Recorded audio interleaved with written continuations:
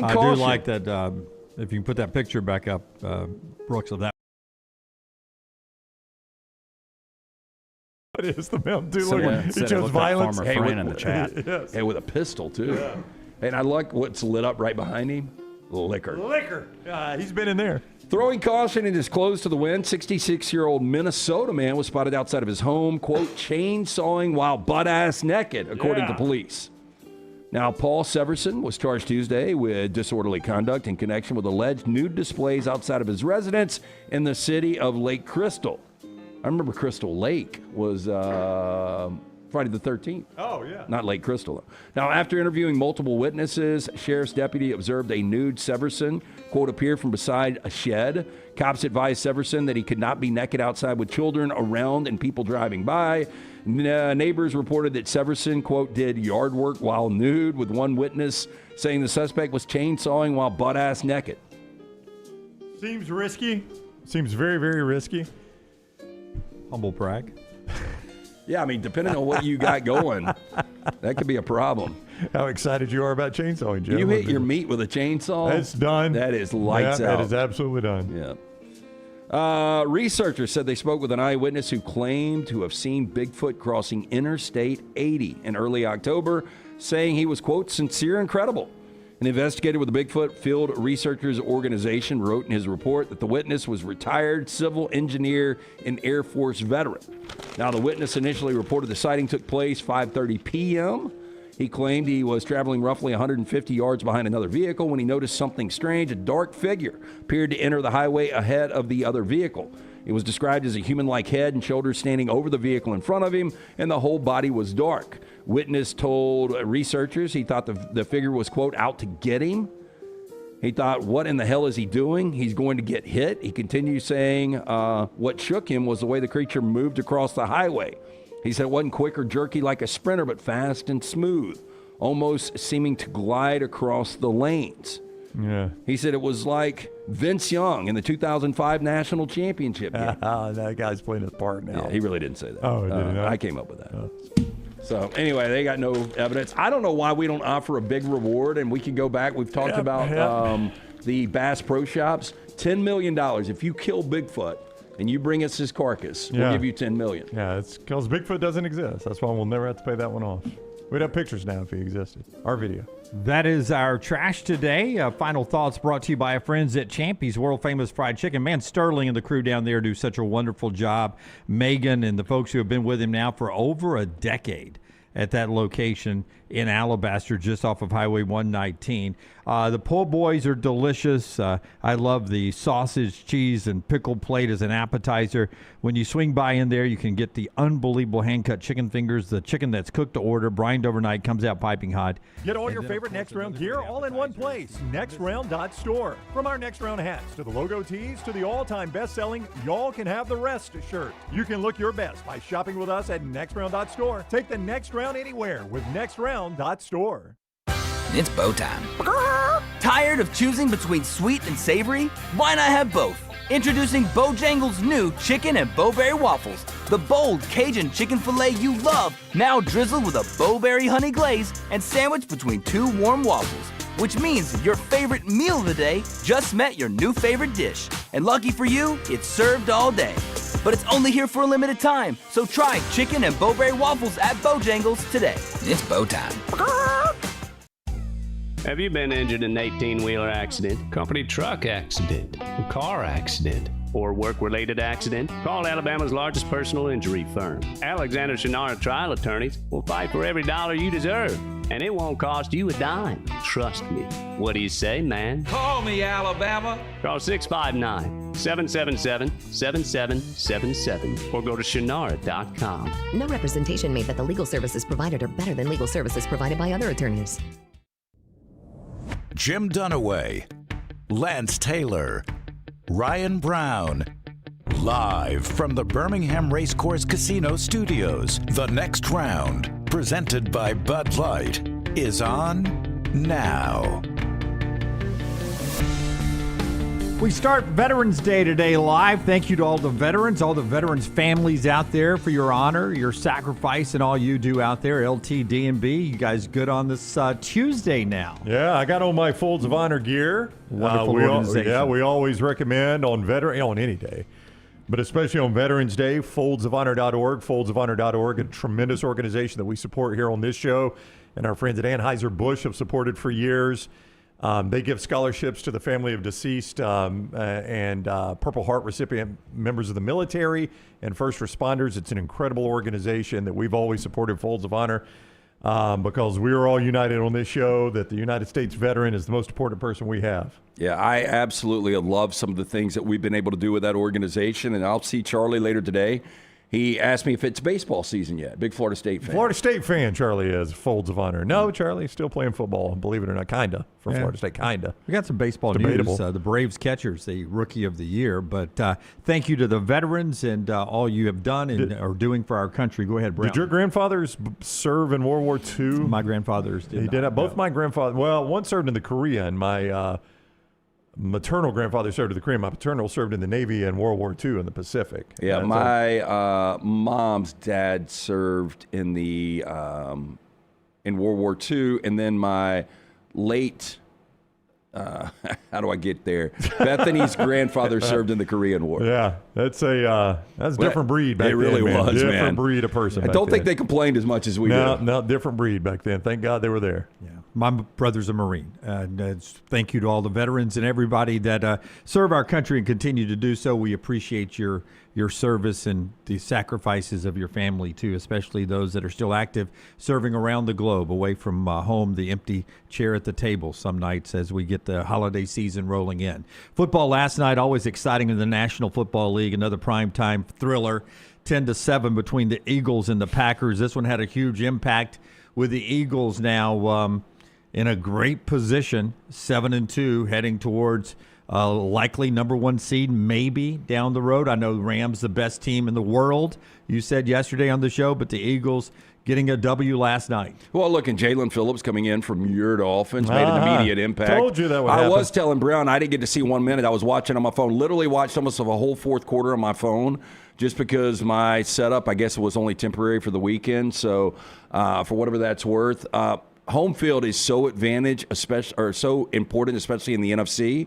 If you just go look at how different the atmospheres are from, potentially Detroit to Philadelphia, who, had a snow game last year in the divisional round, to potentially Seattle, which is maybe the loudest venue in the NFL. But yes, that was a big win for the Eagles to get to 7-2. And the crazy thing now with the Packers absorbing another loss, they're in third place behind the Chicago Bears in the NFC North.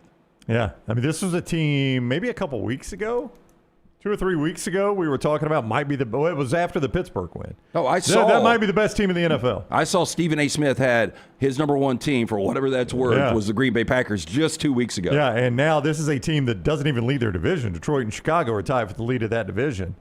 And to Lance's point, Dunaway, and this impacts you because you're a Tampa fan, you'd love to get that home field. It feels like you're going to have to wrestle it out of Philadelphia's hands in the NFC. Yeah. I just think that West is going to be too tough. I think they're going to beat up on each other. I think Philadelphia, if I had to set favorites, would be the favorite to get the home field right now. Yeah, interesting guy in the NFL. New week will roll around on Thursday. That's back-to-back primetime games on Thursday and Monday night that have been exciting 10-7 affairs. A lot of excitement, though, in that game last night there at Green Bay, where the NFL wraps up another exciting week of action. Did you guys get to watch the game? I did. Yeah. Yeah, I mean, it was pretty boring. It's kind of hard to stay I don't engaged. have any ESPN. And when you said watch on your phone, you mean like the Gamecast? Yeah, just Gamecast. Oh, that's miserable. Yeah, that is so then we got miserable way to watch a game. that 64-yard attempt. And, I didn't know they were rolling him out. I saw a timeout from Philadelphia, so I'm like, damn, McManus is coming out to kick a 64-yarder. Throw a Hail Mary. At least the Packers in the past have had at least some success with the Hail Mary. Probably better odds than a 64-yard field goal in the cold. But, boy, Gamecast is a miserable way to try to keep up with the game. It is. But if you're in Alabama, I know most of the people that tune into us really love their college football. It was a good night. The 2 touchdowns that were scored in that game, Josh Jacobs, the touchdown for the Packers, and then Devontae Smith with a whale of a catch from Jalen Hurts for the Eagles touchdown, and they win that thing 10-7.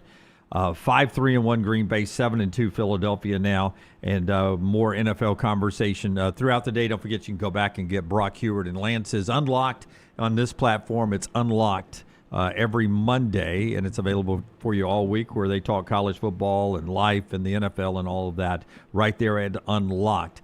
To the college game, right after LT tells you about our friends at Odie's, and we'll jump into Alabama preparing for a playoff game atmosphere against Oklahoma in Tuscaloosa this week. Odie's Tavern, they've got the chili rolling out. I actually did chili last night, or I should say Maddie did chili. It was funny. I went to the grocery store, and it seemed like everybody was getting the exact same stuff to make chili last night. But you don't have to make it yourself. You can take it to Odie's Tavern, a Birmingham institution. Rodney Davis doing that incredible chili. We'll be out there tomorrow night, me and Brown and Will Haver, getting ready for a little Odie's team trivia. We do that at the original location in Crestline every Wednesday night at 8 o'clock. The newest location in Edgewood. Great food at both. Live music every Thursday, Friday. Just a great place to hang out, enjoy great food, fellowship. It's Odie's Tavern. And our friends at Storm Restoration Roofing, where you can schedule an absolutely free estimate from Greg from Pell City. He and his wife Andrea run the company. They've been locally owned for over 20 years. Greg will get on your roof with that free roof inspection. You can contact him to get in line for that free roof inspection. StormRestorationRoofing.com. StormRestorationRoofing.com. Greg from Pell City on Facebook, or call the number on your screen, 205-542-3531, 542-3531. As I said, A-plus rated with the Better Business Bureau. They handle storm damage, roofing replacement, and Greg has a builder's license, so he can help with the restoration or repairs himself. He's great with the insurance agents, saving you money, getting you money. And he's got some family-friendly financing available as well. 205-542-3531, 542-3531. Our friends at Storm Restoration Roofing. Lane Kiffin said it a few weeks ago. Brent Venables is good at what, Brownie? Sign stealing. Not the first time I'd heard that. Legal sign stealing. Yeah, so when you say stealing, it does make bad, does make it sound illegal. It is perfectly legal what Brent Venables does, but Brent Venables can interpret your signs and use them for his good better than anybody in football. So I am told. Well, I don't know and that that's from a experience. compliment, I think. I right? agree. Yeah, I agree. And I think most of these coaches have said the same. Yeah, it said the word's gotten out on him though, because now everybody knows it. So I guess pursuit or what's the phrase I'm looking for? I don't know, but everybody knows it now. Proceed with caution. Proceed with caution was the exact phrase I was looking for. To the point where T-Bone Venables is playing for Clemson still, special team stud, and Brent on his bye week was there on the Clemson sidelines, and during a timeout, Dabo told the story this past week. He walked down to Brent and he goes, "What do you think they're about to run?" And Brent gave him a quick answer. Are you serious? Yeah. Was he right? And he joked about it. I don't know if it was right or not. It was a big laugh in the room. And he told that story. So yesterday, the Alabama coaches, Kalen DeBoer and Ryan Grubb. It was Florida State, so it wasn't. It's probably an easy guess. But something for negative yardage. Yeah. Here's Kalen DeBoer as Alabama gets ready, and most everybody on the panel believes an Alabama win over Oklahoma this weekend locks them into the college football playoffs. Kalen DeBoer gets asked about Lane Kiffin's comments a few weeks ago about Brent Venables being good at stealing signs. Here's the Alabama head man. Coach, a couple weeks ago, Lane Kiffin insinuated that Oklahoma, Brent Venables, was very good at stealing signs or gathering information. Just what's your perspective on that as you go into this week against Oklahoma, into the offensive play calling process as it pertains to game day? Yeah, you got to adjust. I think across the board, across the country, there's some element of every team doing something, and so for us, I think our staff does a pretty good job, but you certainly got to make sure you're always, doing your best to change things up. And, we got huddle, no huddle, and there's a lot of different things we do too. So I don't, we just got to continue to do what we've done, not just this year, but years past as well. He's got a plan and doesn't seem too concerned. But let's ask Ryan Grubb. Same question. Cut 6, Tyler. Ryan Grubb, the guy who is the offensive coordinator. He's the play caller. So Ryan Grubb gets asked virtually the same question yesterday. Coach, a couple weeks ago, Lane Kiffin suggested that Oklahoma might be good at stealing signs or gathering information. Is that something that you guys have talked about this week, and will y'all maybe change signs up or maybe approach the offensive play calling a little differently, the process of the offensive play calling a little differently?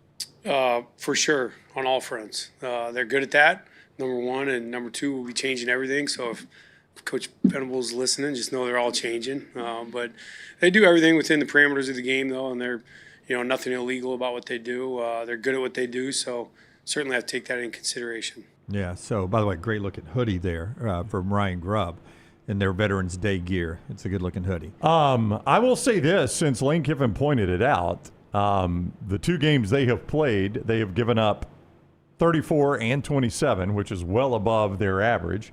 And it's the 2 SEC opponents that have put the most yards on Oklahoma's defense, Ole Miss and Tennessee. Now, it's 2 of the better opponents they've played. Their other games have been South Carolina, Texas, and Auburn in the SEC. South Carolina and Auburn, not exactly offensive juggernauts. But I will point that out that, obviously Lane Kiffin was on top of it. You got to imagine Heupel was on top of it, and they actually had a decent amount of success against that Oklahoma defense. Yeah, just based on the fact that Alabama knows they, at this point, can't run the football effectively, consistently, and this is one of the best rush defense in all of football. It's going to be fascinating to see how Alabama actually consistently moves the chains. And on the other side, we haven't seen a dominant game from Mateer. I don't know if we are at this point.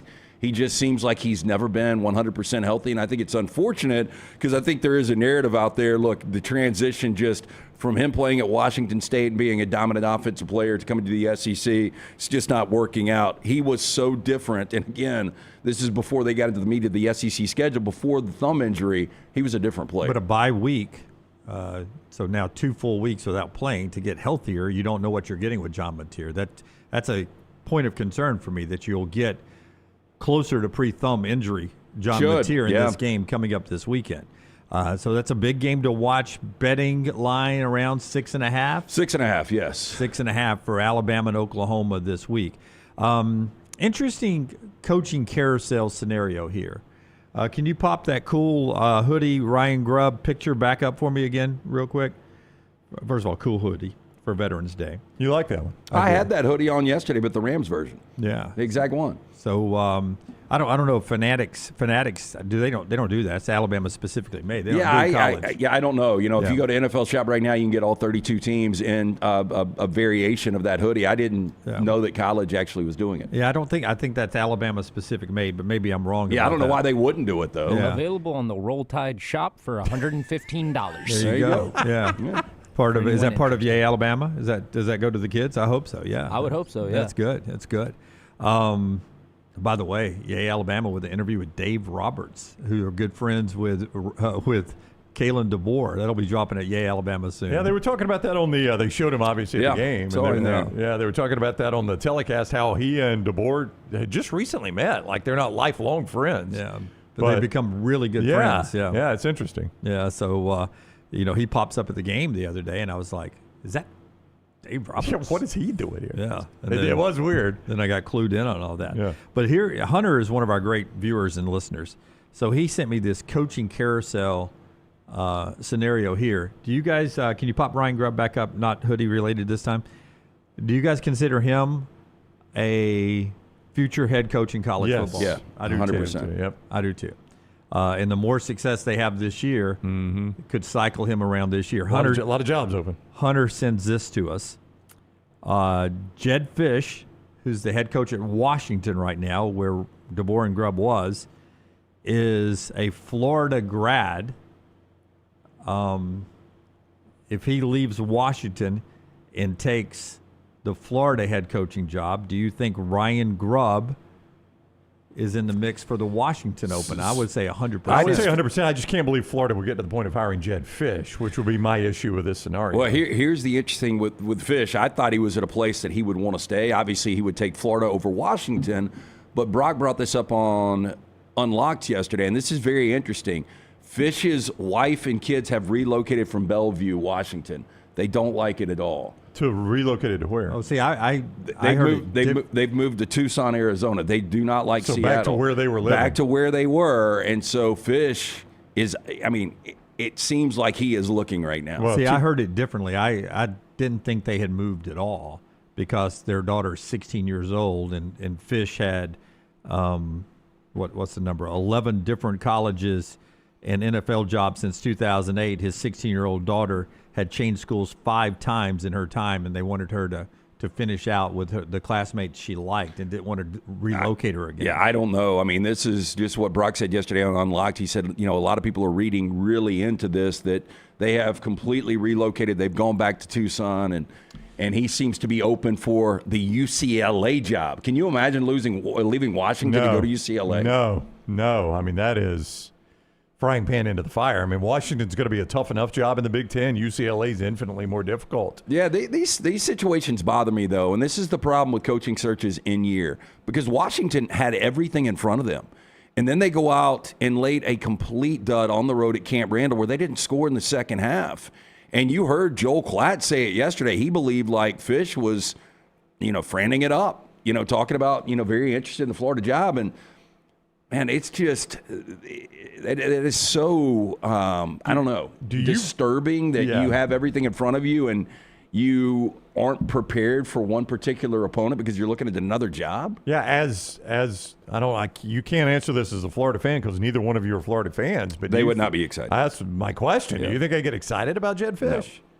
No, not at all. I do think Jedd Fish is a good coach. I think he's a good coach. I don't know if he's Florida or LSU good. But would that excite me? Probably not. No. Visor guy. He is a visor guy. You try to get the Spurrier back. Okay, so I did not know Jedd Fish went to Florida. And I ask this question all the time. If he never stepped foot in Florida, do you consider him for your job?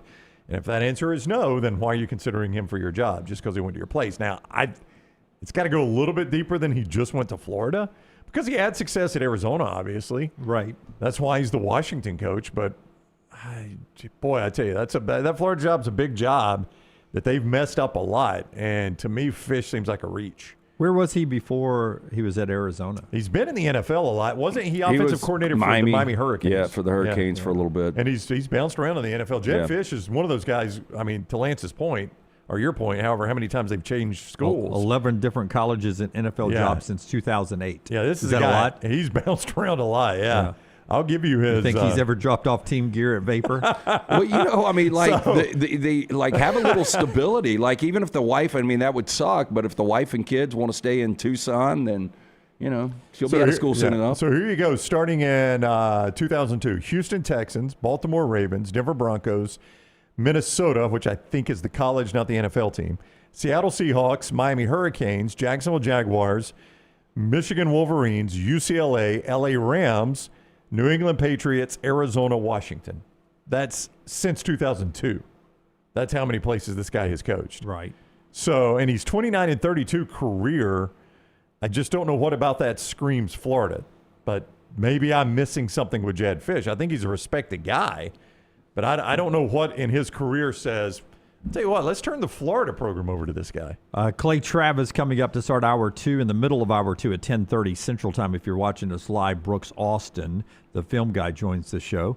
I was confused. I thought Brooks, social media director, had done a team breakdown of Alabama in the bottom part of your text, and then I went back and saw you were talking about Brooks Austin, who was on the show. That's right. He's done that. Yeah. I was like, I appreciate Brooks Carter, social media director's work, but I'm not really sure I'm in on him breaking down game tape for me. I wasn't going to be that interested, but if y'all wanted to work it in the show, I was going to do it. But it's the film guy, Brooks Austin's with us at 10:30, coming up a little bit later on today. The show being brought to you by our friend Alexander Shinara, trial attorneys. Brownie, before we get to, as Bernsey likes to call it, Cajun Game of Thrones. Oh, boy. I was unaware of this twist until this morning. Alexander Shinara might have to get involved in this one. Alexander Shinara trial attorneys.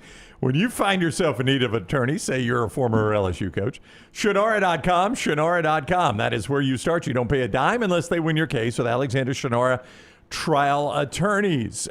He wanted to create a firm that could handle anything his community faced. That community, of course, being the Birmingham area. It's where he was born and bred, grew up, has lived his whole life in Birmingham. He's done just that. You're aware that they handle personal injury claims, but it goes beyond that. Fire and storm damage claims, bad drug and device claims, disability, workers' compensation, a host of other claims. When you're in need of an attorney, Shannara.com, Shannara.com. And our friends at the Pants Store, a wonderful holiday gift. I mean, everybody's got Alabama and Auburn fans in their lives, right? And they love Alabama and Auburn gear. They never get enough of it. Think about that, under the tree. Help Santa out this year by going to the Pants Store, pantstore.com, pantstore.com. Great locations in Auburn and Tuscaloosa, all over Birmingham and Huntsville. And you can order anywhere in the country at pantstore.com, and you get the wonderful Alabama and Auburn polos and hats and quarter zips and hoodies and sweatshirts and everything. Name brands like Horn Legend, Cutter and Buck, Antigua and Gentile. Nothing says War Eagle or Roll Tide like the Pants Store for the ladies as well, with the boots and the dresses, the rompers, the platforms, and the sneakers, with free alterations and free gift wrapping. Pantstore.com, pantstore.com. So, I mean, if you missed Brian Kelly coaching the Alabama game on Saturday night, oh, wait, he wasn't there.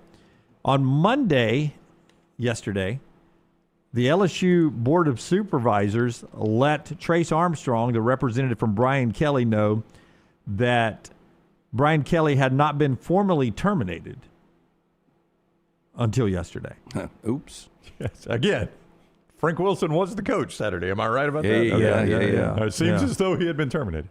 So they let him know yesterday, we're now seeking to formally terminate you guys for cause and avoid paying $54 million, to which a quick turnaround from Trace Armstrong, his agent, had to go like this, and they filed a 48-page lawsuit right back at LSU saying, no, this is all BS. Problem with that is you have to file the 48-page lawsuit in the 19th Judicial Circuit in Parrish County of East Baton Rouge, which makes me think this trial is going to look like something from My Cousin Vinny. I mean, Jerry! the way it seems, and I mean, we've never heard about corrupt politics in the state of Louisiana, but I mean, it should be pretty ironclad. You've got a $54 million buyout. Pay and it. if you get fired, pay it. Yeah. Like, you guys are the ones that wanted to fire him after he lost to 3 top 10 teams. Yeah. Please at some go point, hard. does somebody say family? Family? If Joe Pesci walked in to defend him in that absurd suit he wore that day. So good. I mean, you could see. The entire store had the flu. Yeah, SEC shorts. If they jumped on this right now with Brian Kelly, It's a home run. yeah, in a trial there, they're seeking cause, and apparently you got to let them know within 7 days of what you're firing people for cause for. Now, Tom Mars, the attorney that always beats the NCAA, says no school has ever won a firing for cause case. Oh, wow. That seems significant. Now, that's Because what Mars it's been says. tried. I instantly think to myself, what about our buddy Pruitt? Jeremy Pruitt seems to be going through it. What about Bobby Petrino? Yeah, but were those settlements though? That's I don't. It never went I mean, to trial. that's pretty easy for calls, right? Yeah. But I think what he's saying is, if it ever goes to trial, right. Never made it to trial. those guys probably wanted to avoid that, so they just settled and took off. I mean, there's no way LSU wants this to go to trial, do no, they? Like, not at all. I mean, this seems pretty black and white to me. You fired him. Yeah, and trust me, if I'm 64 and it's down for me getting $54 million or me ever coaching again, I'll take the 54. I'm going to turn over. Yeah. You want to go to trial? Here we go, man. Right. Here's this box. Here's this box. I'll open them all up for everyone to see. Slide the boxes out. Y'all want to see what's in this? Let's go to trial. I mean, really, because Everyone the up there. only thing he is, outside of the love of football, the only thing he's coaching for is to win a national championship. And once he gets to be 64 and he couldn't do it at LSU, maybe reality sets in. Hey, this ain't going to happen for me. I'll take the 54 and I'll go sit on a beach. I'll go back to what I told you guys yesterday. I was speaking with an attorney over the weekend about this specific subject, and he found it incredibly odd. Now, to his point, he's like, I've never dabbled in the, defending or representing head coaches, but he found it incredibly odd that the separation would happen without a separation agreement.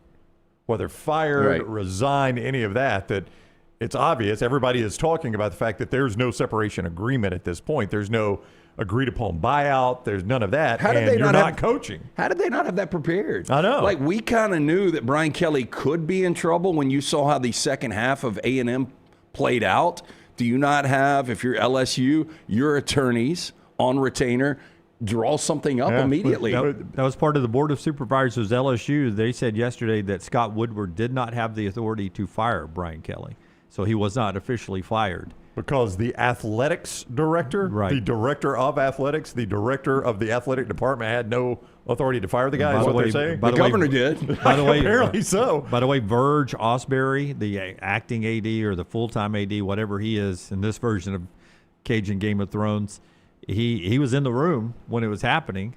So it's all confusing. Pay the man his money. It's a bad look for LSU. When you don't give people what they deserve, when you fire them, it's a bad look. So I agree 100%. And if I'm a John Summerall or a Lane Kiffin or anybody like that, boy, I take a long, hard look at this situation. I think this is going to be one of the ultimate examples. Like if you're AD, Board of Trustees, any major college football program moving forward, this is a case study on how not to dick up something. Yeah. Because you get politicians involved, which there's nobody that wants any of that kind of involvement hovering over you. You don't want to pay a simple buyout for firing a guy that didn't really do a bad job. Yeah, I tell you, man, if I'm a college football coach, this scares me. Number one, Jim, like who is the power broker here? That's right. Who am I answering to? It's a lot of snakes. Yeah, a lot of politicians apparently.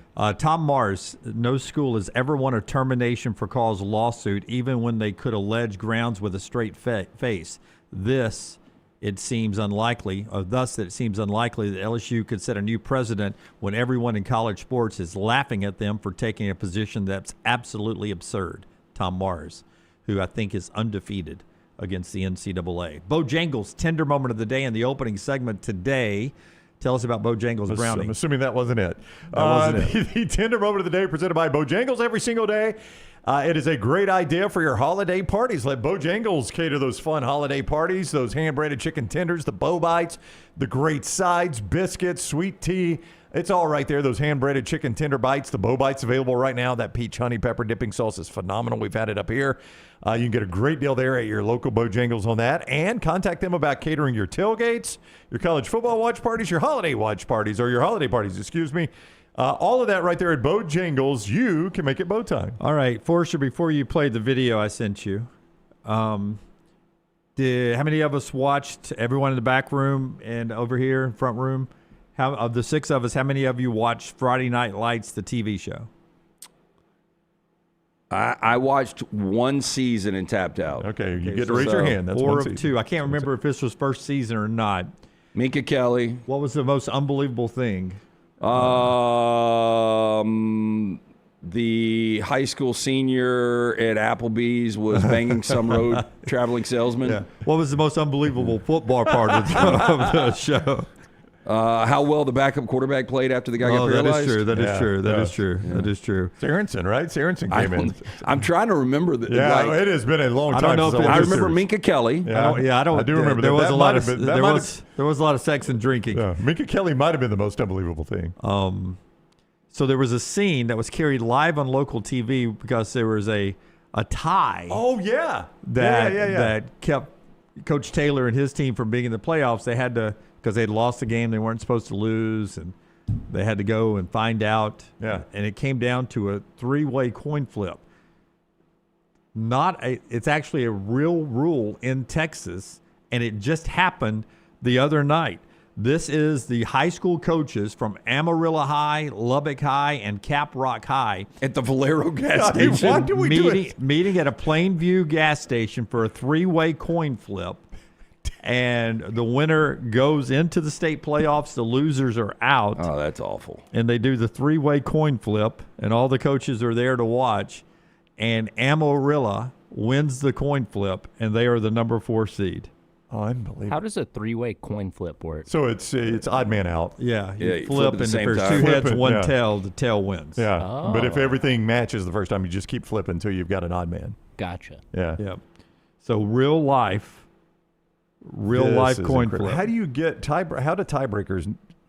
That's when you've exhausted all the tiebreakers. I know, the last one is always something crazy like a coin flip. And you never think you're going to have to do that. And certainly not in the parking lot. Yeah. Of Valero I would gas almost station. rather get a tug of war and just have a round robin Yeah. It should have been a Buc-ee's parking lot. Yeah, I agree. I mean, I don't know why we're doing it by the gas pumps. That is a question to me. But, boy, this is a crappy way to end your season right now. Celebrate with a brisket sandwich and some beaver nuggets. I would say it's a neutral site, but it's under the lights. Look how nice they are. They're hugging it out. I mean, everybody seemed to leave in good spirits. Yeah.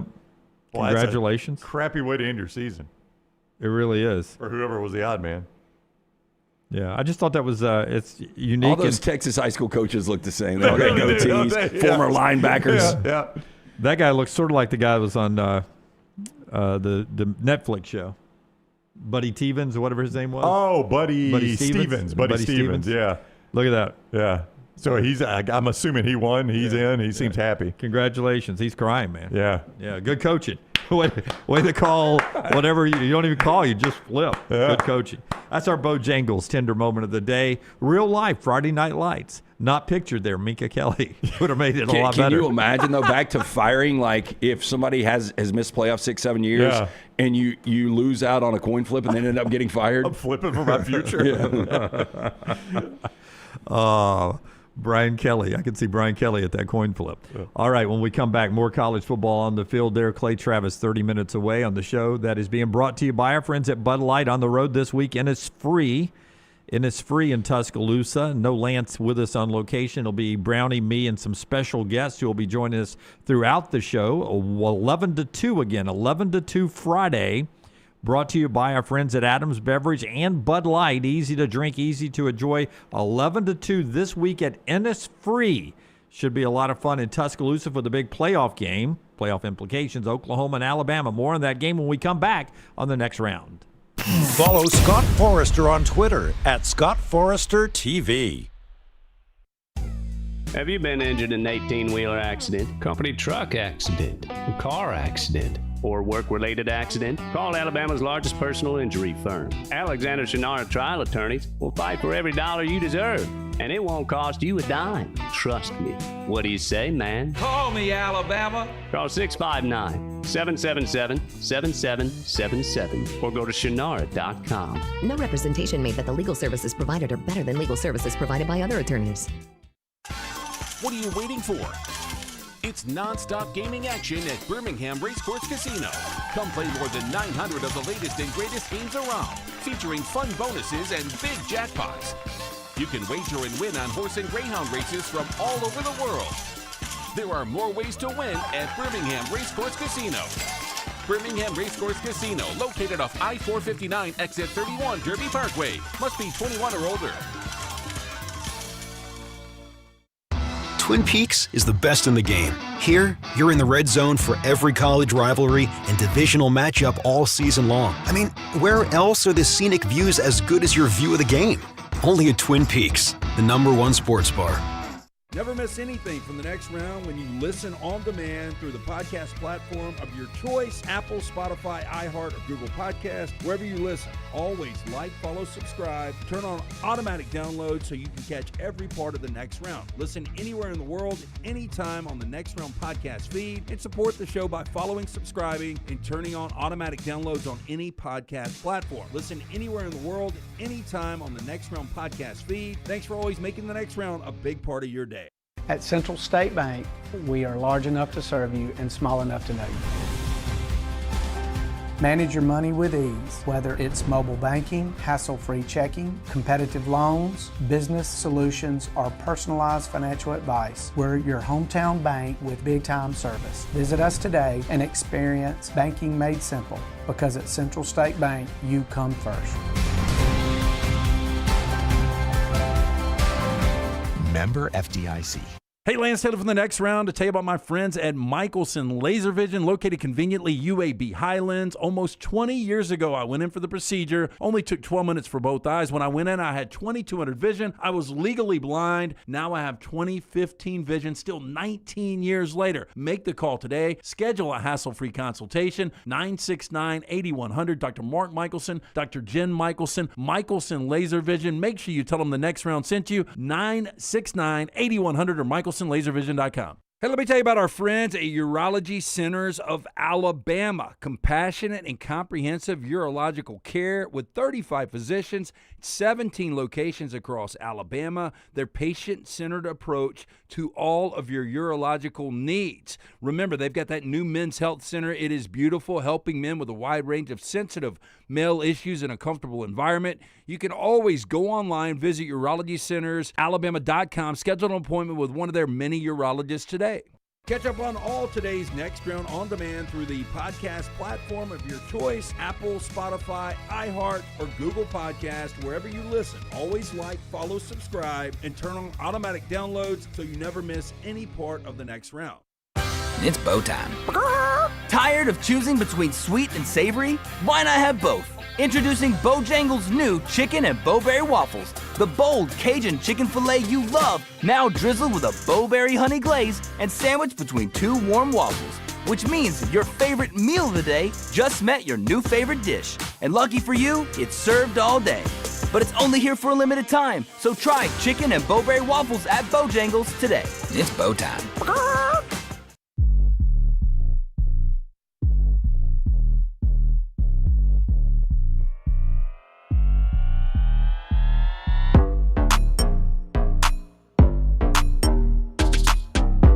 Back with you on the Next Round. Basketball tonight at Auburn. Wofford and number 22 Auburn, 7 o'clock as Stephen Pearl tries to stay unbeaten. They get to play number 1 Houston here in Birmingham on Sunday. Houston, new number 1 in the AP. Alabama gets to play number 1 Purdue, number 1 in the coaches poll, formerly number 1 in the AP poll, Thursday in Tuscaloosa. First time ever that a state has hosted 2 different number 1 teams for games inside the border ever. Seems weird that we're both getting an opportunity to see Auburn and Alabama play the number 1 teams in the country, both in the state of Alabama this week. Thursday, number 1 in the coaches, Purdue in Tuscaloosa, number 2 in the AP. And then number 1 in the AP, number 2 in the coaches, Houston, Sunday in Birmingham with Auburn. Yeah, I think another example of just how good the basketball in this state is, and how it attracts these out-of-conference top-tier opponents week in, week out, at least in the pre-conference schedule. Are you guys going to go to that game Thursday night and stay in Tuscaloosa Thursday? I am not. Yeah. No, I am down there Thursday, but I'll drive back for sure. Yeah. Purdue, I always think Purdue's got a good 7-footer. Like, anytime you talk about Purdue and you don't know what you're talking about, you always say, tough on the inside. And Purdue team, tough on the inside, a big 7-footer. Yeah, Braden Smith's the guy this year. And I know. They always have one. For like his 7th year. I mean, he's been the best player in basketball for how many years? Well, he was, one of the best 3 years ago, or 23, 24. And then last year he was one of the best. And now he is, definitely, he's preseason first-team All-American, but seeing him and Phylon go head-to-head, it's going to be a lot of fun. Yeah, so big night Thursday night, and as Nate Oates said yesterday, that team embarrassed us at their place last year, so a big crowd Thursday at Coleman, and then down at Legacy with Houston in town, but you get one more tune-up for Auburn with Wofford tonight, 7 o'clock. Auburn 22, they dropped in the AP poll. Bama all the way up to number 8 in the AP poll. Houston, Purdue, UConn, Duke, and Arizona. Michigan, BYU, Alabama, Kentucky, Florida, your top 10 in the AP poll. Show brought to you by our friends at Inverness Country Club. Your chance to get out and enjoy the greatness of Inverness. Yeah, hey, look, everybody, something for everyone at the Inverness Country Club, for the wife. The social membership for you, the golf membership. We've got information coming up on the racket membership as well. Just a great place. You can find your sense of community there at the Inverness Country Club, maybe relocated or retired. It's a great place to network. Childcare is also a big plus. Maybe you work from home. What about working from the club while they watch your kid? Whatever your interests are, you can find it at Inverness. Take a tour of the club today. Call Aaron 205-991-8608. That's 205-991-8608 or online ICCalabama.com. Hey, selection show tonight, part number 2. What's the biggest take? What are you watching for tonight? Here are several scenarios we can go through. You want me to just walk you through each one of these? Sure. Yeah, okay. Go ahead. Okay, first one. Who's number 2 seems to be a big debate. Still Indiana. I don't think they'll move Indiana. Yeah, I think Indiana's got a more impressive resume. People are going to... More impressive than A&M? Yeah, I heard Billy Lucci talking yesterday about Texas A&M's resume and how he felt it was better than Indiana's. And I remember you talking yesterday about Indiana's resume.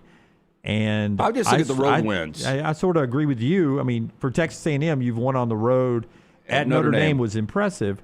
But, I mean, I got to give Oregon's a better team than Notre Dame. I have to give Oregon and the Iowa game is what's the difference for me now. And I think, even Penn State, Clyde talked about it yesterday, Penn State's still a really talented team. Yeah. Hasn't looked like it because now they've lost 6 consecutive games. They're 0-6 in the Big Ten, but they're still got a lot of talent. Yeah, I mean, that would be like, LSU. Does A&M get credit for the win at LSU? They should. It's a tough place to play. Yeah. But when you just go and look, at Missouri, but it was the backup quarterback, it would be so different if you had the starting quarterback there. I mean, it's close. I got no problem either way.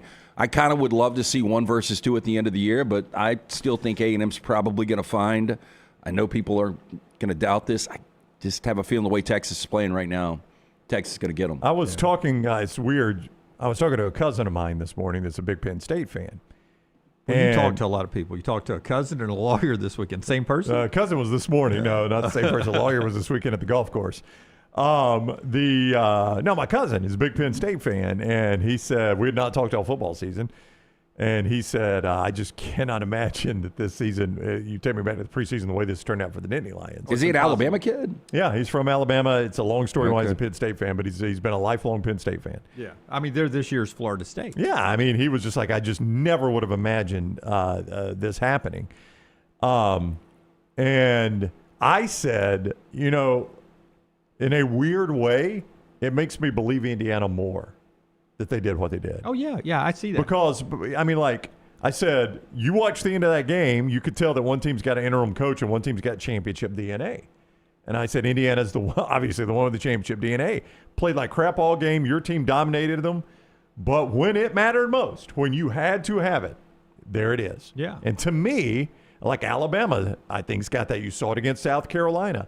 Ohio State, I'm sure, possesses it. It just hasn't been forced out of them yet. Texas A&M showed it at Notre Dame, right? Like, I know it's an inferior opponent, but when you go in a tough road venue, even against an inferior opponent, and you've played like crap all game, and it comes nut-cutting time, as they say in the business, and you show that, to me, that says more about your team sometimes than a blowout. Did you guys, and you probably saw this, but I thought it was awesome when Cignetti was, I guess it was the All-American girl, interviewing him before the game.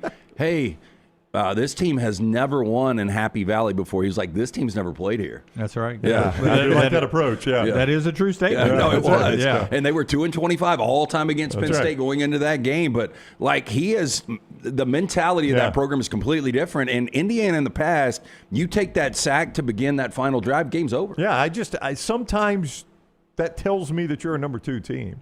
Yeah. Even if it's an inferior opponent. I don't like the knee-jerk of, They had to fight back at the end against Penn State to win. Let's give that a little credit. Yeah. I mean, that shows something. Call me crazy. To me, the bigger debate is should Indiana be number 1, not number 3? Because Indiana's done more than Ohio State has done. I agree with you. I agree with you. Right? And you just look at a head-to-head with Illinois, right? Yeah. But I guess this is all going to shake out before the postseason anyway. I mean, it is. I mean, it is. Indiana and Ohio State are literally going to play, it looks like. Yeah, I guess one thing to look at is back end. You are going to get a Group 5 tonight, right? I mean, didn't see one last week. Oh, that's right. One of them has to sneak in. The question will be if both of them are in, and that opens up the scenario, which is the other thing. Can Duke the ACC possibly be left out of this thing? It would require both a American and a Sun Belt, or an American and a Mountain West, or a Sun Belt and a Mountain West to finish ahead of the ACC champion. Duke's the most likely to be the lowest seeded of the ACC champions. I tell you what, James Madison, USF ahead of them tonight in the rankings would make very interesting conversation. Watch out for this. I would not be surprised. The ACC, there's not much you can do right now with Louisville and Virginia coming off these losses. But how much can you prop Pittsburgh up before this game against Notre Dame? If they lose to Notre Dame, it doesn't matter. But if you prop them up a little bit and they beat Notre Dame's going to be in the top 10 again. Then you've got an ACC team that really, by next week, you could have them in the top 15. Yeah, and that also frees up a Notre Dame loss, frees up a spot for somebody else, too, at that point. So I think that would be major implications. Yeah, the thing I watch most is what do they do with the ACC? That's become the biggest story here is the ACC and the Group of 5. Those go hand in hand. Do you bump South Florida up in there, Tulane after their win over Memphis. I don't know what you do there. But to me, that's the biggest story in this whole thing right now is how the ACC – I can't believe we're even having this discussion, but the fact that it is at least a possibility. It is a very remote possibility, but a possibility that 2 Group of 5 teams are in front of the ACC champion should shame the ACC to no end. That we can even have this discussion. Yeah. Another angle. But if USF, James Madison, and San Diego State, all 3 run the table from this point forward and win their conference championships. South Florida. Well, yeah, but I'm talking about would you give enough strength? Would you give enough strength to the Sun Belt or the Mountain West schedule to propel them ahead of Duke if they end up winning the championship? They should, but I always use this example when we discuss this. Part of the reason of being a member of a private club is you can get a tee time. Yeah, and the person that's not the member of the club can't get the tee time. They need you. Hey, will you get us tea time? Oh, yeah, I'll get us tea time. We'll go play. That's the reason you join a private club. Yeah. And your point being the ACC is a member of the club. They'll get the tea time, and San Diego State has to ask if they can join the force. Okay, well, I've always said that. Yeah. Thank you. There are 2 people that are members of Augusta. That is the SEC and the Big Ten. And I think the other really interesting angle to look at tonight is the Big Ten because, unfortunately for the Big Ten, Washington loses a game they shouldn't. Now it comes down, you want 4 teams in. You feel pretty good about Oregon right now. Now, Oregon could still lose to USC and Washington. That would be a problem. A nightmare right there, by the way. But with them getting that win, it looks like you've got Ohio State, Indiana, Oregon. You're looking for that 4th team. USC and Michigan are both 7-2. Both very losable games this weekend with USC hosting Iowa and Michigan going to Wrigley to play Northwestern. Upset alert coming up later on. But I think those 2 teams – I think USC and Michigan, you keep pushing them up a little bit, and you're just hoping one of those wins out. Michigan's still got to play Ohio State. USC's got Iowa, UCLA, and Oregon. So you got this round robin with USC and Oregon. That's going to knock one of them out. That's somebody's 3rd loss right there, USC and Oregon. USC is going to be really difficult. Iowa's coming off an emotional loss. If they find a way to win, I think they beat UCLA, and I think it's a 1-game situation against Oregon. Loser leaves and winner goes. Well, no, I think Oregon could lose that game and absorb their 2nd loss. I don't know, Lance. They're 9th right now. I mean, that's you're on thin ice if you're Oregon and you lose that game already at number 9. Maybe. More of this discussion, a couple other angles on the selection show tonight as we make the run towards the playoffs. Brought to you by our friends at Urology Centers of Alabama. They're there for your health. As you move from your 20s to your 30s, 30s to 40s, and so forth, guys, throughout life, you want to stay on top of things like your prostate health. Early detection literally saves life. Prostate Health Awareness Month here in November. Prostate Health, the kidney stones, they've got you covered, everything in between. Vasectomies, they do it all at 16 locations. Great urologists all over Alabama. Find the one near you, 205-930-0920 or urologycentersalabama.com. For over 70 years, UCA has provided state-of-the-art, patient-centered urological care with integrity and compassion. That's why we use urologycentersalabama.com. That's an interesting discussion there. How far does BYU drop? Well, they should drop a little bit. I mean, that was a pretty one-sided game. They were 7th before that game. Texas Tech will obviously jump them. Oregon is behind them. You got to jump Oregon over them. I would say Notre Dame has to jump them. Then you get to Texas. It's hard not to have Texas over them. I mean, BYU's only path is to win out and to win the Big 12 anyway. Yeah. So I don't know how much it affects. But they're going to have to drop. But after last week's selection show, there was a scenario of getting 2 Big 12s in. So now you think BYU has to win it? They can't sneak in as a second Big 12 member? I think your scenario was BYU winning that game and being undefeated and then losing to Texas Tech in the conference championship. So that's out the window now. Yeah, I think one of the massive wild cards here is there's a chance Oklahoma could take care of themselves this week, but the massive wild card is Notre Dame. At number 10 right now.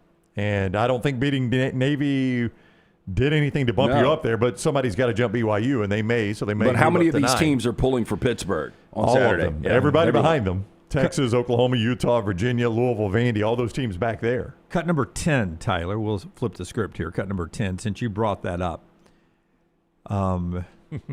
Here's Pat Narduzzi yesterday. Remember, a little banged up Blake Horvath last week for Navy did not play against Notre Dame because they were waiting for the big game this week for Navy. Who does Navy play this week? The Naval Academy has South Florida. That's a massive American Conference game. Yeah, massive American Conference game, massive implications on the possible G6 playoff spot. So Navy didn't play their quarterback against Notre Dame, hoping he's healthy enough to play this week in a meaningful game for them. Here's Pittsburgh, smack dab in the middle of the ACC race, playing Notre Dame with playoff implications for Notre Dame. Pat Narduzzi, this has to be a huge game for Pitt too, right? Do you feel like this is a must-win for this team when it comes to something? Absolutely not.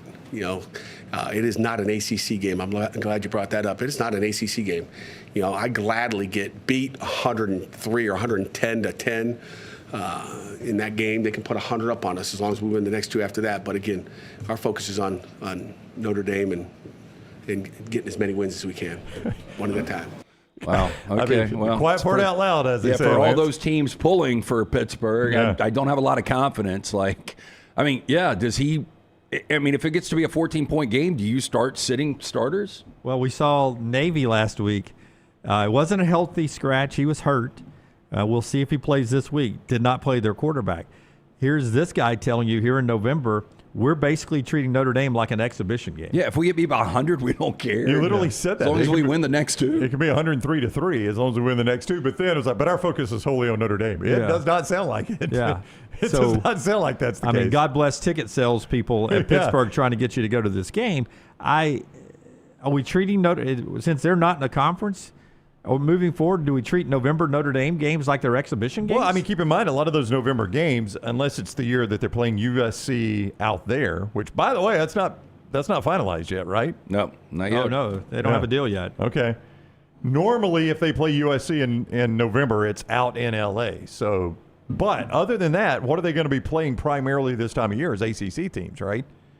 So you're going to run into a lot of this in the ACC, teams that a win over Notre Dame is not really going to impact their playoff bid at all because they are all going to have to win the conference championship to get the playoff bid. Are you guys going to stick with it that if Vanderbilt beats Tennessee to end the year, they go 10-2, Notre Dame ends up 10-2, but USC loses this week or Oregon and they're out of the top 25, and then Pittsburgh ends up out of the top 25. 0 top 25 wins, but Notre Dame is still going to be in front of them. I am sticking with it, yes. It's because it's Notre Dame. I mean, of the 7 teams in the SEC race, sadly, Vandy is dead last. Right well, now. great job. I get the brand. I get it. Even if they went out. But I'm just saying resume is going to be a lot better than Notre Dame's. This is when everybody's pounding the table. Let me two reasons on this one. Let me pull the rankings back up here. When everybody's pounding the table, Notre Dame ought to be in a conference. Notre Dame, you want to know? By the way, this is a likely scenario. I don't know if you guys agree with it. What? Vanderbilt going 10-2 and Notre Dame being 10-2, and it comes down to those two teams. I wouldn't say it's likely. I don't think Vanderbilt could beat Tennessee. How do you not think Vanderbilt could beat Tennessee? They barely beat Auburn, and Auburn ran up and down the field on them. Yeah, I mean, Tennessee barely beat Mississippi State, shouldn't have. I know, it's the SEC, but what's that all-time Vandy-Tennessee record? Well, it's not good, but I will tell you this, and Clark Lee should say it, this Vanderbilt team hadn't played this Tennessee team. When everybody pounds on the table about Notre Dame should join a conference, Notre Dame should join, this is why Notre Dame's not in a conference, number one, because they could be in the same exact situation Pitt is in if they're in the ACC. And number two, Notre Dame is number 10, Miami is number 18, because Miami's in the ACC and Notre Dame's independent. So if you ever want Notre Dame to join a conference, this system ain't forcing them in a conference. Your point on Miami being Miami beat Notre Dame head-to-head. Head-to-head, same record. Yeah, they have the same record now and a head-to-head win. But the ACC schedule strength has sunk them to the bottom of the pool. 8 spots behind them. Yeah. Like, will not catch them unless Notre Dame wins again. So if you've ever wanted Notre Dame in a conference, this weekend's Pitt game and the college football playoff rankings right now are Exhibit A and B why they'll never be in a conference. Why would you? Yeah. Crazy times we live in. Right now, if you're scoring at home, no college football playoff format change for next year yet. They can't agree. The Big Ten still wants 16 with automatic qualifiers, so they can do that 3 versus 6, 4 versus 5 play-in for the automatic bids.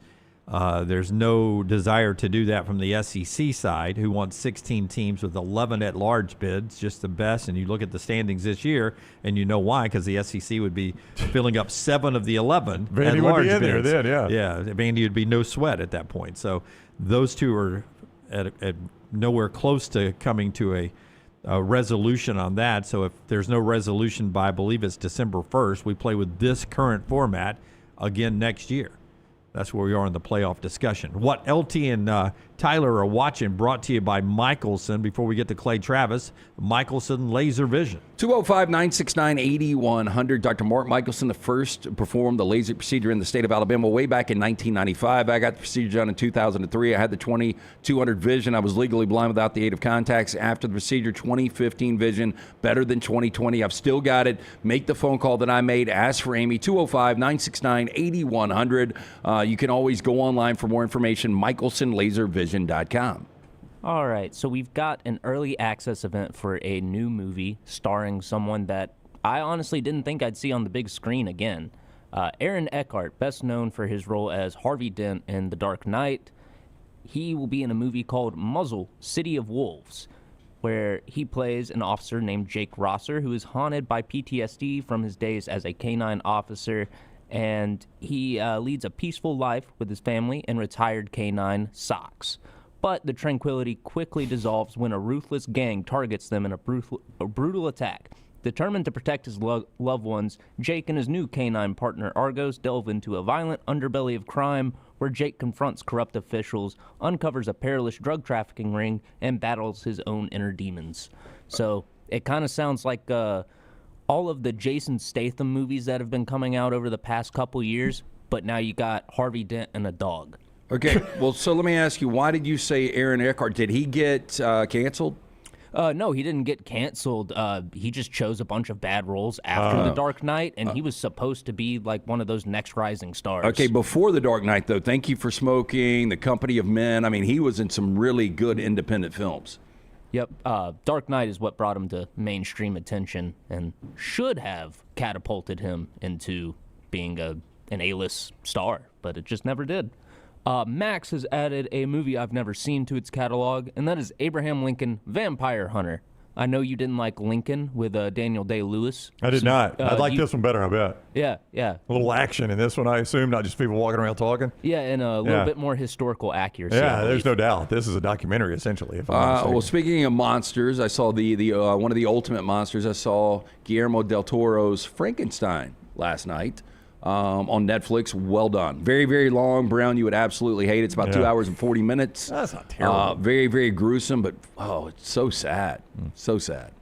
Yeah, I'll have to check that out because I read worth the watch. The Frankenstein book, the original Mary Shelley version in high school. And then finally, Netflix has added a great comedy movie to its catalog in Game Night.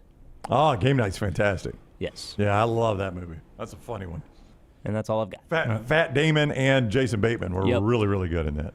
And that's what the guys who are watching tonight should be a lot of fun, a lot of basketball, including the rivalry game that used to be played close to Christmas, Kentucky and Louisville at the Yum Center, 7 o'clock on ESPN. ESPN's a channel, guys, that used to carry sports on YouTube television. 9th-ranked Kentucky, 12th-ranked Louisville, part of the showdown tonight, 7 o'clock on ESPN if you're watching that. Maybe 6 o'clock. I may have wrote the time down. Nope, 7 o'clock. 7 o'clock ESPN. Happening tonight, Kentucky and Louisville at Yum. Lance's Lock may have a play on that game, may have a play on Creighton and Gonzaga, maybe Texas Tech, Illinois. Some of the big basketball happening tonight. UAB down at home against Alabama State at Bartow with Andy and the guys. You can play them all at lanceslock.com. Basketball bailed us out last night. We had the freaking Packers. So we've lost 3 consecutive NFL games, which is our worst streak all year in the NFL, but we had another great week. Jump on board and win with us. We were 2-0 last night in the NBA. We will continue to win tonight. College football, college basketball, and the NBA up and available here in the next couple of hours. Free play every single day at lanceslock.com. It is always brought to you by our friends at Hemp Hill Services. Trust the name Birmingham has trusted since 1954 for all of your plumbing, heating, cooling, any of those issues arise in your home or business. They are ready to serve you. Call Adam, Chad, Andrew, the guys there. Tell them the Next Round sent you. For more information, hemphillservices.com.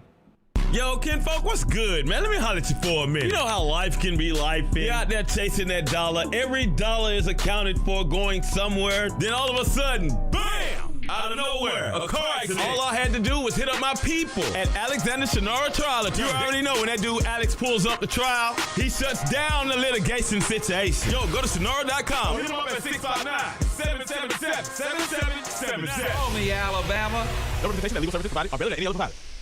Storm season is here. Make sure you have a plan of action in place right now. Greg from Pell City and Storm Restoration Roofing should be your first call when storms hit. Insurance companies love working with Storm Restoration Roofing because of Greg Nelson's name and reputation in the industry. When storms hit, call Greg Nelson. He's local, 205-542-3531. He's the home of the free no-cost roof inspection. Greg from Pell City on Facebook, 205-542-3531. It's Storm Restoration Roofing. Hey, there's nothing worse than waking up to a plumbing problem. Don't get caught in a flooded house. Call the guys at Hemphill Services. Adam, Chad, and the team at Hemphill are the only ones I trust to fix it and fix it right the first time. Hemphill Services does it right and always at a fair price. For all of your plumbing, cooling, and heating needs, trust the name that Birmingham has trusted since 1954. That is Hemphill Services. Call now, 205-229-2090. That's 205-229-2090. Hey, Lance Taylor from the next round to tell you about my friends at Michelson Laser Vision, located conveniently UAB Highlands. Almost 20 years ago, I went in for the procedure. Only took 12 minutes for both eyes. When I went in, I had 2200 vision. I was legally blind. Now I have 20/15 vision, still 19 years later. Make the call today. Schedule a hassle-free consultation, 969-8100. Dr. Mark Michelson, Dr. Jen Michelson, Michelson Laser Vision. Make sure you tell them the next round sent you, 969-8100 or MichelsonLaserVision.com. Stop by the New York Butcher Shop and pick up the finest in certified Angus prime beef steaks and burgers, premium pork chops, ribs, and all-natural chicken cut to order just for you. Their chef-prepared entrees and side dishes are the perfect dinner-to-go choice for your family and are ready to heat at home. With a great selection of fine wines and desserts, the New York Butcher Shop is your one-stop dinner shop. 2 locations to serve you, Cahaba Heights and on Highway 119 in Greystone. The New York Butcher Shop, rare quality, well-done service. When you crave activity like we do, you belong in the Roback family. Get the best golf wear, hoodies, and activewear for men and women at Roback.com. Use promo code TNR20 to get 20% off your order. That's Roback.com, promo code TNR20. Hey, let me tell you about our friends at Urology Centers of Alabama. Compassionate and comprehensive urological care with 35 physicians, 17 locations across Alabama. Their patient-centered approach to all of your urological needs. Remember, they've got that new men's health center. It is beautiful, helping men with a wide range of sensitive male issues in a comfortable environment. You can always go online, visit UrologyCentersAlabama.com, schedule an appointment with one of their many urologists today. Catch up on all of today's Next Round on demand through the podcast platform of your choice. Apple, Spotify, iHeart, or Google Podcasts. Wherever you listen, always like, follow, subscribe, and turn on automatic downloads so you never miss any part of the Next Round. It's bow time. Tired of choosing between sweet and savory? Why not have both? Introducing Bojangles' new chicken and bowberry waffles. The bold Cajun chicken filet you love, now drizzled with a bowberry honey glaze and sandwiched between 2 warm waffles. Which means your favorite meal of the day just met your new favorite dish. And lucky for you, it's served all day. But it's only here for a limited time, so try chicken and bowberry waffles at Bojangles today. It's bow time. Jim Dunaway, Lance Taylor, Ryan Brown. Live from the Birmingham Racecourse Casino Studios, the Next Round, presented by Bud Light, is on now. New hour, Clay Travis in a second as we move to hour number 2 on this Veterans Day. Again, as we said off the top of our show, thank you to our veterans, their families, and all the dedicated servicemen and women, not only in our country but around the globe, defending the red, white, and blue and representing us around the globe. We appreciate you guys so much. I always thought Veterans Day was celebrated on Mondays, recognized on Monday. I thought that too. Is it not always the 11th, regardless of when that falls? I'm sure it is, but I always thought we took Mondays off. I think it has generally been observed on Mondays. You no longer have school-age children, but my kid had to go to school Monday and is out today, Right. which she should be out today, but she was like, why do we not also get Monday? Yeah. I have no problem. Kind of hard to argue. Yeah, it is. It's hard to argue. I just Scott says it's always observed on the 11th. Yeah, it is always the 11th, but I think generally you have Veterans Day, then you have observed Veterans Day. A lot of times they observe it on a Monday to have a 3-day weekend. Yeah, I always thought we did that and had that parade here in town and all of that, but you're telling me that has always floated around the parade, Forrester, on Tuesday or Wednesday or Thursday or Friday or Saturday or Sunday? Just the simple AI answer was Veterans Day is always observed on the 11th, the date of the armistice that ended World War I. Can I just say, I don't care. When I ask you a question, I don't care about AI. I want Scott Forster's brain. I don't have that answer. Okay. I'll give them to you when I have them. I want the one that served at ABC 3340 for years and probably at one point had to go shoot that Veterans Day parade. I don't know that I ever did. You never covered that? I don't think I ever did. I don't want AI Forrester. I want real Forrester. You know the AI Forrester I want? Yeah, you're going to get him in a little while. while. 1 hour from now. 1 He hour might get us from canceled now. today. Yeah. 1 hour. I love it. I like hearing this. Yeah, LT likes it if it's going to cancel us, man. New York Butcher Shop. Tell us about New York Butcher before we get to Clay Travis. New York Butcher Shop, Thanksgiving right around the corner. And if you're looking to sit back, relax, don't make the wife, don't make the family get in the kitchen and cook, our man Jim and that great staff of butchers, they can handle all of this for you. The turkey, you can pre-order it right now. Cava Heights, 205-970-7300. The Greystone location, 205-703-8825. Also, chef-prepared side items. They've got the cornbread dressing, the mashed potatoes, green bean casserole, sweet potato casserole, giblet gravy, and homemade cranberry sauce. Desserts like pecan pie, apple cobbler, pumpkin pie, peach cobbler. Don't wait until the last minute. Call. Get your dinner celebration planned out today. One-stop dinner shop, the New York Butcher Shop, 205-970-7300 in Cava Heights and 205-703-8825 in Greystone. While we wait on Clay Travis again, let me tell you a little history if you did not know. Some of you have probably seen this after Texas Tech's win on Saturday. They beat BYU. They're now easily the favorites to win their first conference championship since 1955 when they won the Border Conference football championship. We don't have that conference anymore. Never had heard of it until after the game on Saturday when somebody mentioned that, and I was like, what the heck was the Border Conference? Before Texas Tech was in the Southwest Conference. They played in the Border Conference in 1955, where they won the league, unbeaten 3-0-1, 7-3-1 overall was that Texas Tech team. In that league was Arizona State, Hardin-Simmons, Texas Western, which I believe now is UTEP. Yes.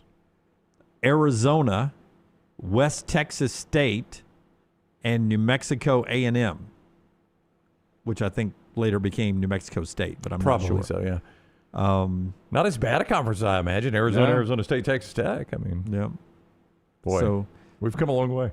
That was the Border Conference back in the day. That's why I've always been fascinated by this Cody, what's his name? Cody Campbell. Cody Campbell. The billionaire that has basically said, I'm going to see if I can buy my team a championship because, I mean, this is one of the, if you wanted to pick worst programs in America to try this is one of them. If not, I mean, I may not say the worst, but it's one of the worst in America to try this project of, in this world of college football, can I actually buy a championship, buy my way into the playoffs? College basketball, too. Remember, they've got the highest paid player, $4 million player. Their basketball team's number 11 in the country, and they're playing at 14 Illinois, future opponent of Alabama tonight, number 11 Texas Tech and Illinois. So that Texas Tech program is not just football. No. He's spending money at basketball, too. But I've at least seen that basketball team in the Final Four. Yes. I mean, you just made the point. Texas Tech has not won a conference championship since there was something called the Border Conference that we didn't even know existed. That's insane.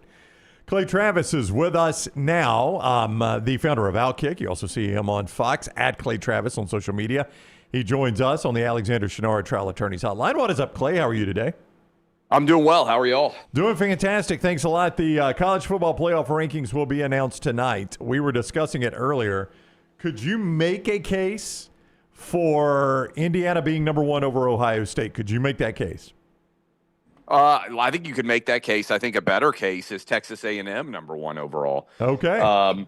Because I think you look at the quality of win that Texas A&M has put up in what I think it's fair to say is the nation's best conference. Now, you can rightfully say as these conferences get bigger, A&M hasn't played Ole Miss. They haven't played Alabama.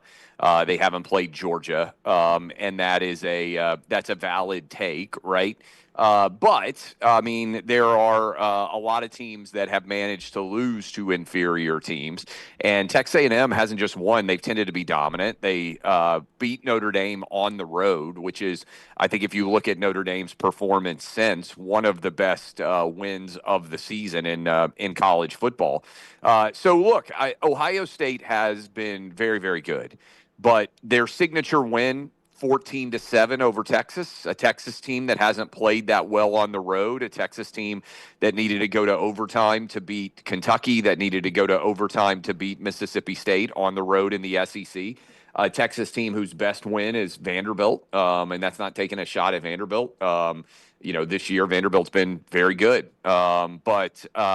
But so I think, and then you go into, okay, Ohio State, well, they beat Illinois. Illinois has fallen off the face of the earth.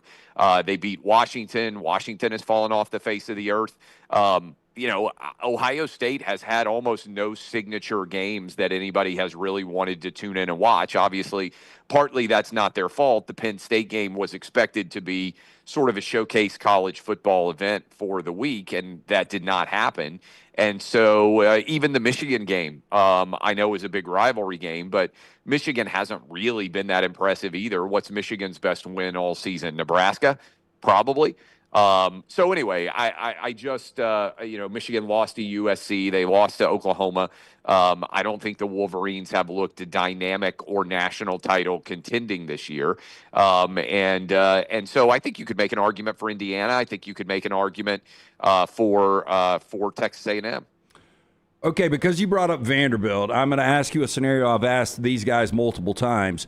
If Vanderbilt wins out and beats Kentucky and wins in Knoxville, and they're 10-2, and Notre Dame continues to win out, but USC loses another game or two, obviously Pittsburgh loses another game or two, and they have 0 ranked wins. And at that point, Vanderbilt would have 4 ranked wins. Do you think there's any chance Vanderbilt gets in over Notre Dame? Probably not, but I think the more likely scenario is that the ACC gets 1, the Big 12 gets 1, the Big 10 gets 3. You have the non-power conference team, obviously, that's going to get in, and then that would leave 5 opportunities for the SEC if my math in that scenario is correct. And I suspect that Oklahoma is going to lose to Alabama this weekend. I suspect that Texas is going to lose to Georgia, which would in many ways knock those schools out of contention. And then I think Vandy would get in as the 5th SEC team. So the Notre Dame question that I think is an interesting one is, what do you do if Miami runs the table and finishes 10-2 with a head-to-head win over Notre Dame? I think that becomes a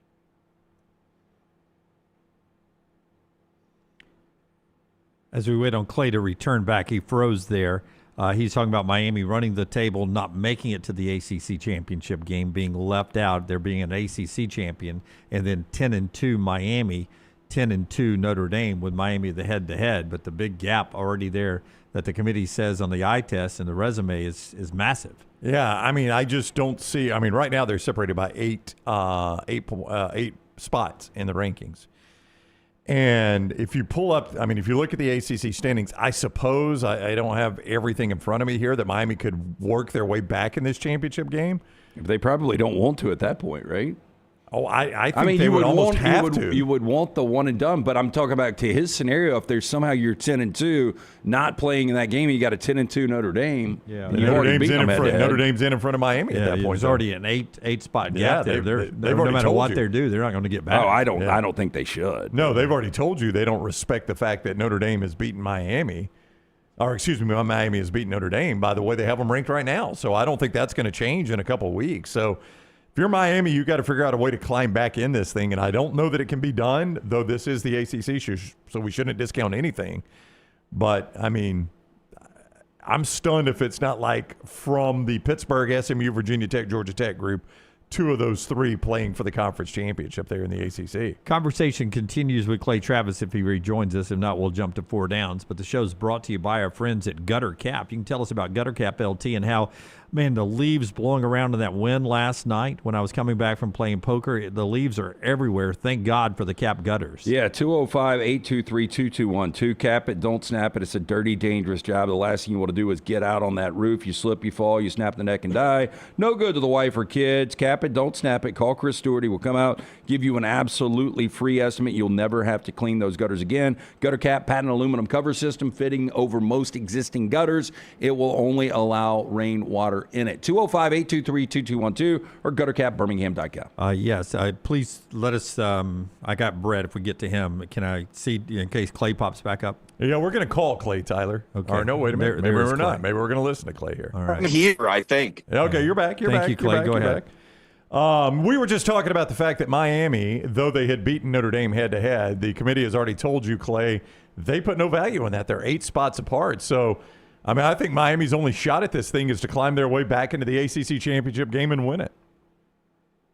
Yeah, look, I mean, and that's the challenge after the Louisville loss and after the Virginia loss is that the ACC is probably a one-bid league. I wrote, and I think this is likely true, if you were trying to argue for a 2-bid league, what you would likely say is you need to have Georgia Tech win out, including beating Georgia the final week of the season. 11-1 Georgia Tech then loses a close game to a 2-loss, high-ranked ACC championship game contender, and then 11-2 Georgia Tech would have a decent resume as the ACC loser. That's probably the best case scenario for 2 teams getting in. Clay Travis is with us, founder of Outkick. He is on the Alexander Shinara Trial Attorneys Hotline. There is we mentioned the ACC, Clay. By rule, this is such a remote possibility, but by rule, if 2 Group 5 teams are ranked in front of their champion, they don't get in this thing. That would be the ultimate embarrassment. That's not going to happen. It is such a remote possibility. But the fact we can even talk about it tells you where ACC football is. Yeah, that's very, very funny. And it would require a bunch of losses, obviously, to get stacked up. But, yeah, look, basically college football has become the SEC and the Big Ten. And I suspect that's going to be the case even more going forward because I think you're going to see more money being spent, better resources, better coaches, better facilities, better results when it comes to college football, the draft, when it comes to wins and losses. I just think effectively we're moving into a world where there's an AFC and an NFC, and that's the SEC and the Big Ten, equivalent in the NFL. On that vein of thinking, Tony Petitti seems to be at a crossroad as his legacy as commissioner of the Big Ten. This private equity where they're basically going to sell 10% of the Big Ten to this corporation, and his desire to lock in automatic bids for the Big Ten, which I understand why, because they're not as good at football as the SEC.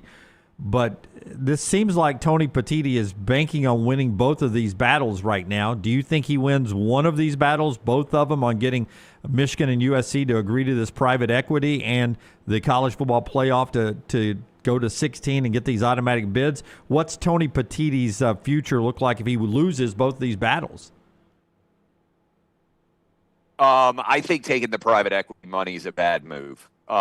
Candidly, I have never taken pride. Look, I mean, I am a pinprick of a lot of other businesses out there, but I've always been very leery of taking private equity because it means that you're having to manage that many more egos and that many more relationships. And for better or worse, I tend to think that becomes more challenging.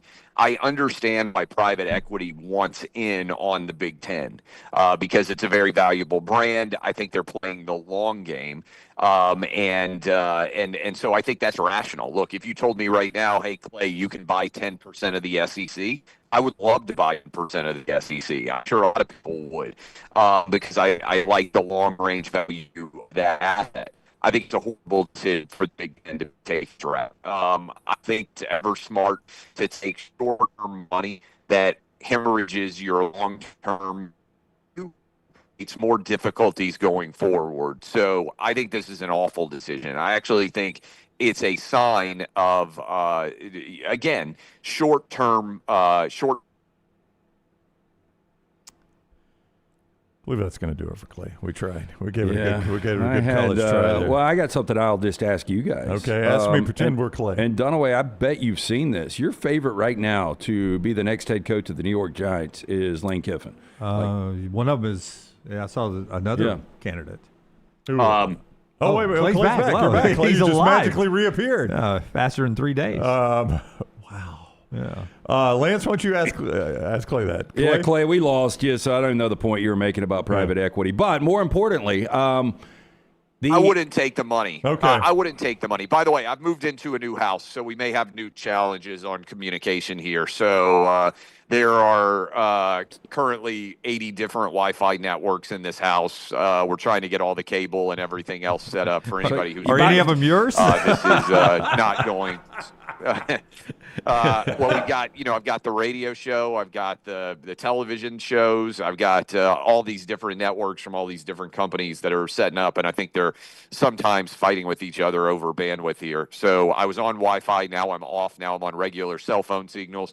I think since Jim Dunaway's friends have been hacking all the Republican senators, I think my phone's been hacked for a while by the government, so I don't get a great signal because they're probably recording everything I say. So with that all in mind, I heard the tidbit about Lane Kiffin favorite to be the Giants coach.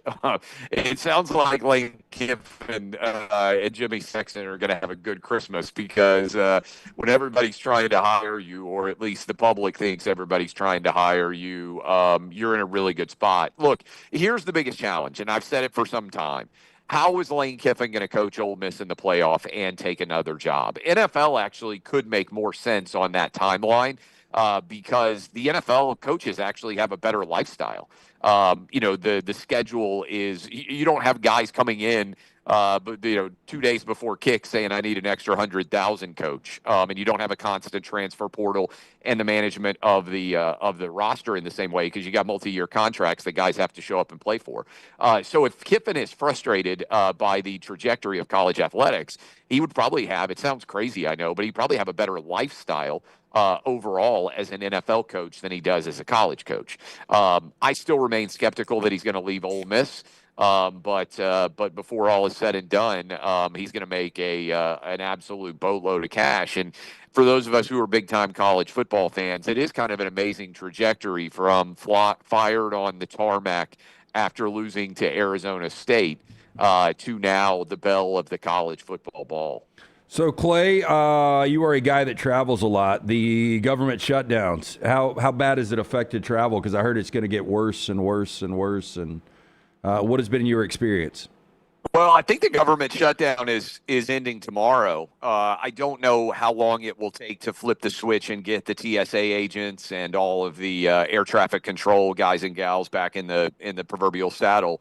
But it's been a mess. I mean, I've been booking multiple flights because you just on multiple different airlines sometimes, just because you don't know what email you're going to get from somebody saying, hey, your flight's canceled, or hey, your flight's not canceled. And so I imagine, whether you're a Democrat or Republican or an independent, if you spend an entire day at the airport, you hate everybody. I would vote in favor of anybody being fired if I have to stand in line for 4 hours for TSA, as some people have had to do across the country. So I actually think everybody being frustrated over this has been one of the reasons why the shutdown is going to end. That is Clay Travis, founder of Outkick, and Fox Sports is where you see him as well. Clay, thank you very much for the time. Have a great week. All right. Hey, appreciate y'all. Yep. Thanks a lot. All right, buddy. Take care. Clay with us on the Alexander Shadar Trial Attorneys Hotline. If I built $1 billion house, I'd want the damn best Wi-Fi ever. Hey, our show's being brought to you by the great folks at Johnston RV Center. JohnstonRVCenter.com. 65, exit 304 in Coleman, 334 in Decatur is where you find Johnston RV Center. Great deals right now And don't forget the drive they're having, the winter coat drive, food and winter coats right there at Johnston RV Center. Drop those off. They will get them to the people that need them most. It's just a great member of our community doing that at Johnston RV Center. And right now you can find an RV as low as $140 a month with zero down with approved credit. See more on all of that I'm talking about at johnstonrvcenter.com.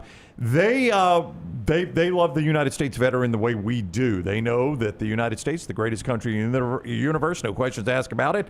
We are that because the U.S. veteran and active duty military, that's why they give you a great discount at Johnston RV Center. I-65, exit 304 in Coleman, 334 in Decatur, and johnstonrvcenter.com. Hey, if you've been waiting to try a whiskey as good as the company you keep, this is your moment. Find your bottle, learn more, companydistilling.com/Alabama. I've got the maple and the apple. Fantastic bourbon out there for you, available throughout the state. If they don't have it in your local ABC store or package store, ask for it by name. Tell them to get it. Also available in Colorado, Florida, Georgia, Missouri, Oklahoma, South Carolina, Tennessee, and Texas. Company Distilling has 3 must-visit locations across Tennessee: Townsend, Lynchburg, Thompson Station. So whether you're on a weekend getaway or planning a whiskey road trip, one of these destinations should be on your must-visit list. For more information on the great product and those locations, companydistilling.com/Alabama. All right, I wanted you to finish your thought about the Giants job there. Lane Kiffin and then other candidates maybe? Yeah, I forgot the other candidates I saw. Do you remember? One of them is Bill Belichick, by the way. Oof, no thank you. I saw Belichick. I did see Bill O'Brien. No thank you. I think Lane Kiffin is kind of fascinating. I'd be most excited about that if I'm a Jets fan than Belichick or Giants O'Brien. fan. Or Giants fan, if I'm Belichick or O'Brien. Unless you meant Jets fan. If you think no, Lane's going to fail. I meant Giants fan. It seems like it would go against the grain of the way that Lane Kiffin's life has kind of altered, and he seems like he's gotten a little more mature. He talks about sobriety. He talks about family coming back to Oxford. So to take the dive into New York City, this is something that if this opportunity would have presented itself a couple of years ago, I think he definitely would have taken it. I think he probably still thinks this over because you can make an argument, and I'll get to this in 4 downs, but this could be the best job available in football. The Giants job. Yep. Okay. Initial tie is his old quarterback, his old wide receiver, and him reunited up in New York. Again, I'll just say real quickly, the ultimate result in all of this is Lane Kiffin's the highest paid coach in football, period, end of sentence, by the end of all of this. Yeah. Goes without saying almost at this point, at right? this point, everybody wants him, it appears, Yeah. All right. Before we get to break, Brooks Austin coming up on the other side. The show being brought to you by our friends at Alabama Power. Tell us about Alabama Power, Brownie. Yeah, Alabama Power wants to make sure you are paying exactly what you think you should pay. So they try to educate you on everything that you are paying for at Alabama Power. They don't want any surprises. So if you get that bill that's higher than expected, make sure you've got Alabama Power's free My Power usage tool. It helps you track how much energy you're using and when. It's a great way to spot patterns and avoid surprises. Plus, Alabama Power offers some easy tips to help you save. So visit alabamapower.com/mypowerusage to learn how to manage your usage and keep cost in check. And there's a great way to simplify your weight loss with our friend Leslie and her board-certified team at Way to Wellness. You can visit their website, aplanforme.com. Way to Wellness has a personalized plan that works and is designed specifically for you. No cookie-cutter plan. Everyone needs something different, and that's why they've got different plans for you. You may want meal replacements, injection therapies. I use these protein bars to cut down on bad snacking. The website, again, is aplanforme.com. They have diet plans for diabetes, heart disease, sleep apnea as well, with no contracts, no sign-up fees, and your first consultation is free. It's Way to Wellness, your journey to healthy living. Take the next round anywhere you go with official Next Round gear. Buy yours today at nextround.store. Yo, kinfolk, what's good, man? Let me holler at you for a minute. You know how life can be life. You're out there chasing that dollar. Every dollar is accounted for going somewhere. Then all of a sudden, bam! Out of nowhere, a car accident. All I had to do was hit up my people at Alexander Shinara Trial Attorney. You already know when that dude Alex pulls up the trial, he shuts down the litigation situation. Yo, go to Shinara.com. Hit him up at 659-777-7777. Call me, Alabama. No representation that legal services provided are better than any other provider. This hour of The Next Round is presented by the Birmingham Racecourse Casino, now featuring 7 days of giveaways with your chance to win a share of up to $125,000. The more you visit the Birmingham Racecourse Casino, the more chances you have to win. To everyone who craves a fresh meal made just for you, let our team member Jacob share what's special about Culver's. In Wisconsin, our food comes from the heart, and taking the time to handcraft your meal with care is how we've always done it at Culver's. It's why your Butterburger doesn't touch the grill until after you order. Come to Culver's and let us serve you a Butterburger, made special just for you. From Wisconsin with love, welcome to Delicious.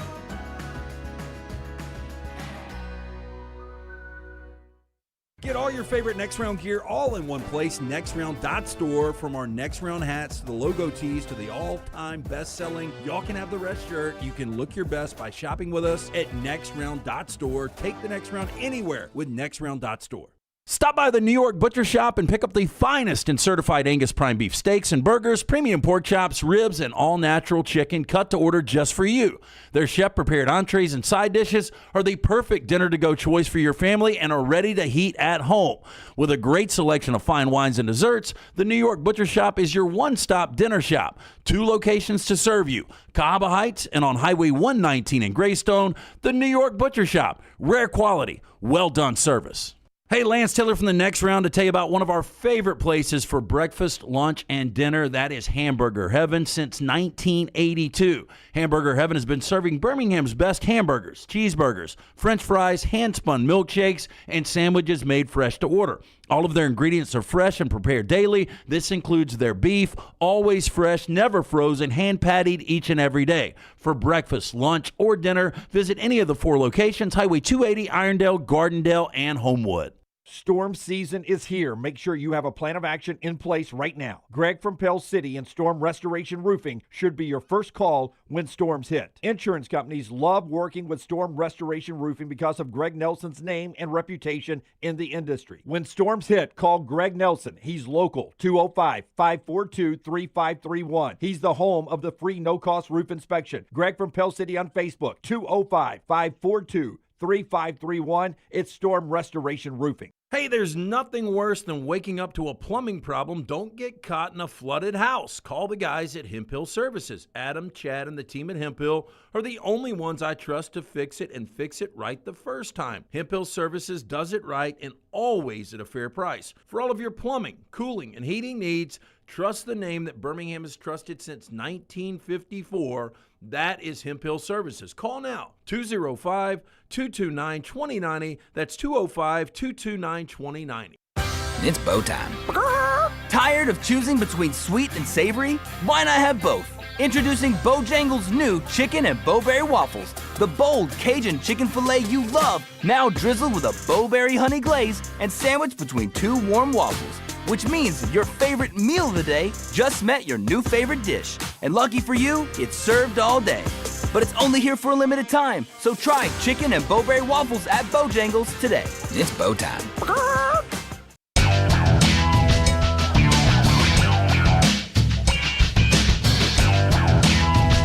We go to the Film Guy, brought to you by our friends at Twin Peaks. Tell us about Twin Peaks LT.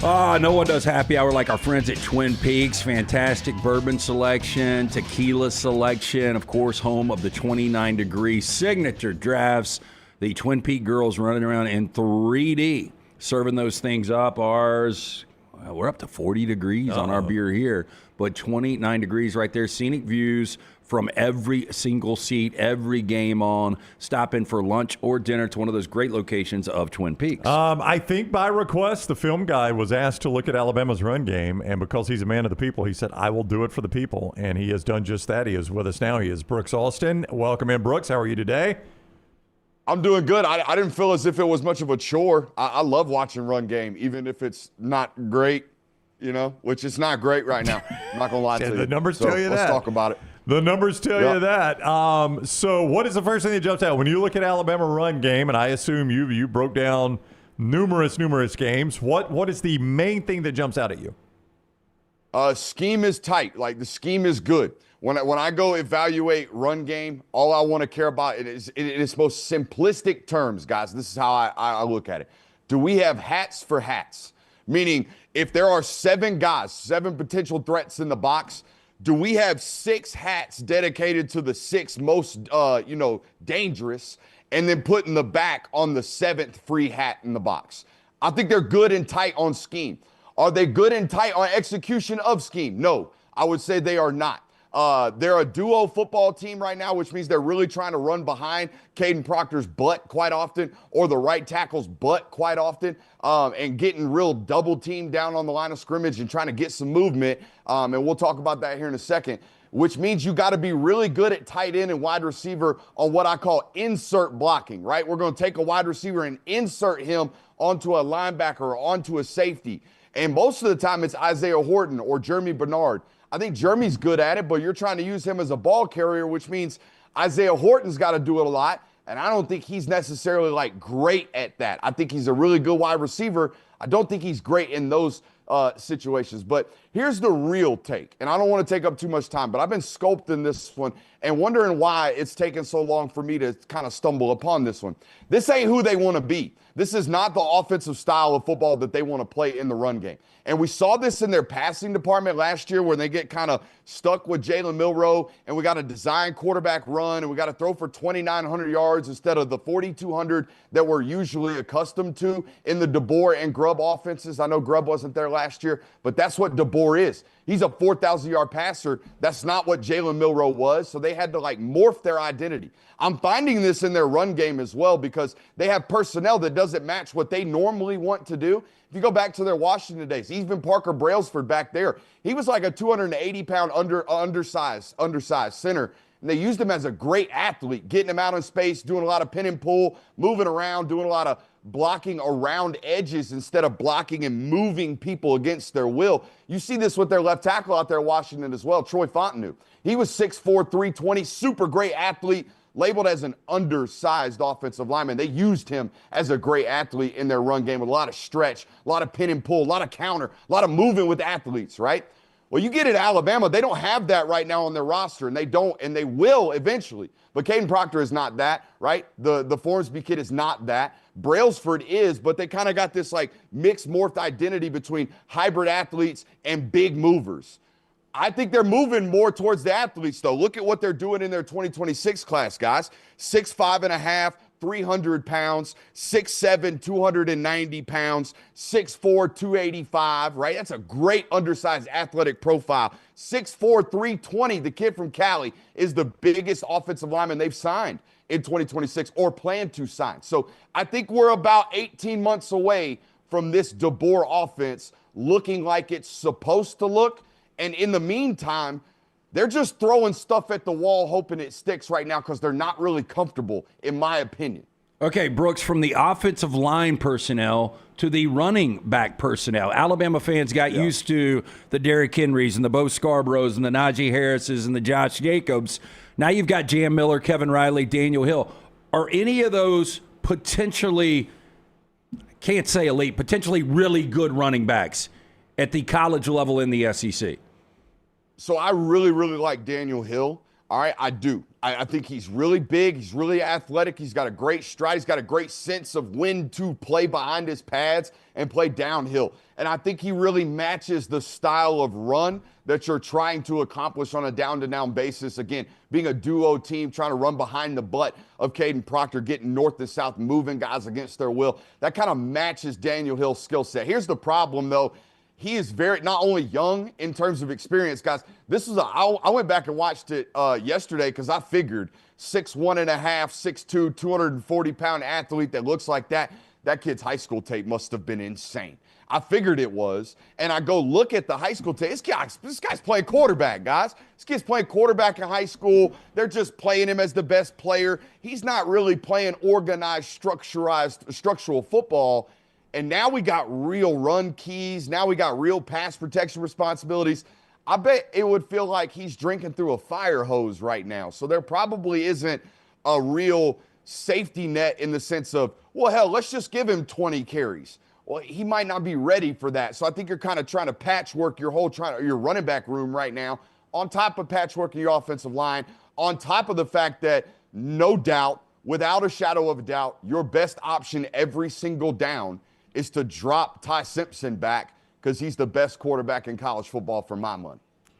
From the layman perspective, usually old school, if we could throw the ball as good as Alabama can throw it, that opens up the run game. Why the dynamic Ty Simpson passing game? How's that not opening up easy runs for this team? It's a great question. I think a lot of it, to me, again, a lot of it is y'all have good counts. Like, y'all have good scheme.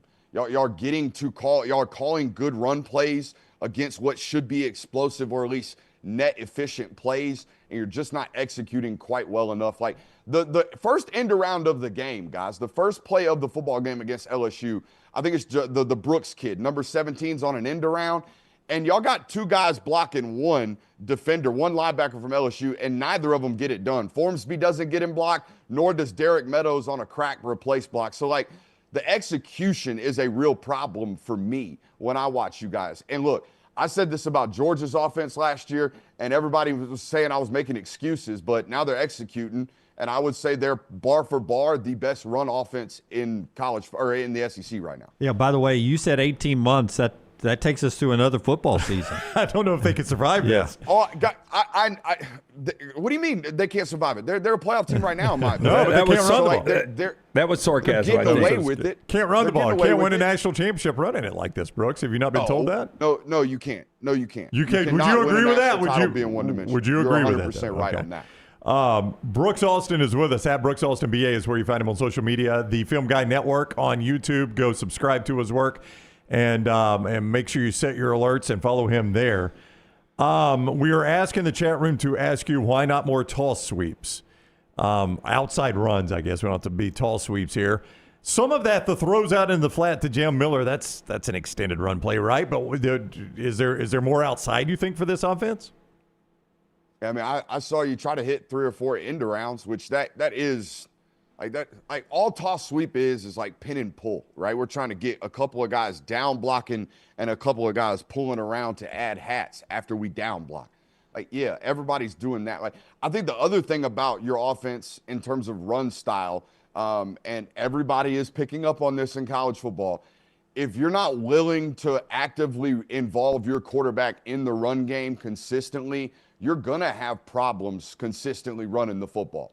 LSU has this problem right now. Miami has this problem right now. Alabama, to an extent, has this problem because, by the way, I wouldn't run him. I wouldn't be running Ty Simpson. He's a great athlete, but I'm not getting that kid hit. He is our team right now, so we can't do that. I thought Georgia had this problem the last 2 years. And I do want to backtrack to my comfortable statement. They won't be comfortable with the personnel in terms of the guys that they want until 3 years into the system anyways. That's what happens when you hire new football coaches. Like, I think we get too caught up in, he took over Nick Saban's player roster, so it must be immediate success because we've got blue chippers. Yeah, you've got blue chippers, but that don't mean you got his style of blue chippers. Y'all got a different, an elite offensive mind that will score 40 points a game when he gets his guys. And I think everything will be complementary. This dude ran for 250 yards occasionally in games at Washington. It will come back to that eventually here. I believe that. And I just like I thought the offensive passing attack will return to what it was when he gets his guy at quarterback. And by the way, he's got like 5 years of that in a row in terms of recruiting right now at the quarterback position. So I'm watching Oklahoma, a TV version. I don't get to watch tape like you do. And I've seen every Alabama game either in person or on TV. That looks like a bad matchup for Alabama for me. Am I wrong? No. You're right. I mean, it's a bad matchup for everybody, though, because that's the second best defense in college football. For what I study, for what I do, who creates the most fear for me? Ohio State and Oklahoma, and then just find a third. I don't even know who the third would be. Honestly, those two teams are so far separated themselves from everybody else on the defensive side of the football for my money. But no, the box play for Oklahoma is a real fear, right? Like, they don't have to add extra bodies to the box to stop Alabama's run game. So they will be able to protect themselves in the back end, you would assume. Now, most people will look at what they did against Tennessee, and people will say, well, wow, Joey Aguilar shredded them, so Ty Simpson you must assume he's going to shred them. Perhaps. Like that's the hope. That's what I would assume. And by the way, I'm still going to pick Alabama in the football game when we come to prediction time on Thursday or on Wednesday, because neither of these teams can successfully and consistently run the football.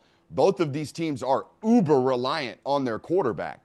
John Mateer has to do it with his legs to help their run game become anything with close to efficiency. They found some explosive life late in the fourth quarter with Rodriguez or number 24. I forget his last name. That young man is running really, really well for them right now at Oklahoma, but I am far more likely to lean on Ty Simpson than John Mateer, for me. Xavier Robinson. Real quick on John Mateer, though. You know, he hurts the thumb in the first quarter against Auburn. He hasn't been the same. Not that he was great before, and obviously this is an elite player that we saw at Washington State. There were a lot of people that said he's not going to be able to do this in the SEC. When you watch him, and I think everybody would agree, he got rushed back a little too soon against Texas, but there's just something missing with John Mateer right now. What are you seeing on film with Mateer? So the thumb injury exacerbated all of the problems that were already there. They were present, right? I didn't play quarterback. I study a lot of them. The more and more I study quarterbacks and the more and more I listen to coaches talk about quarterbacks, they talk about leadership and accuracy. He is an elite leader. There is no doubt about that. That guy is a great football player. The accuracy problem has always been a problem. This kid does not have sound and fundamental mechanics. They are very inconsistent.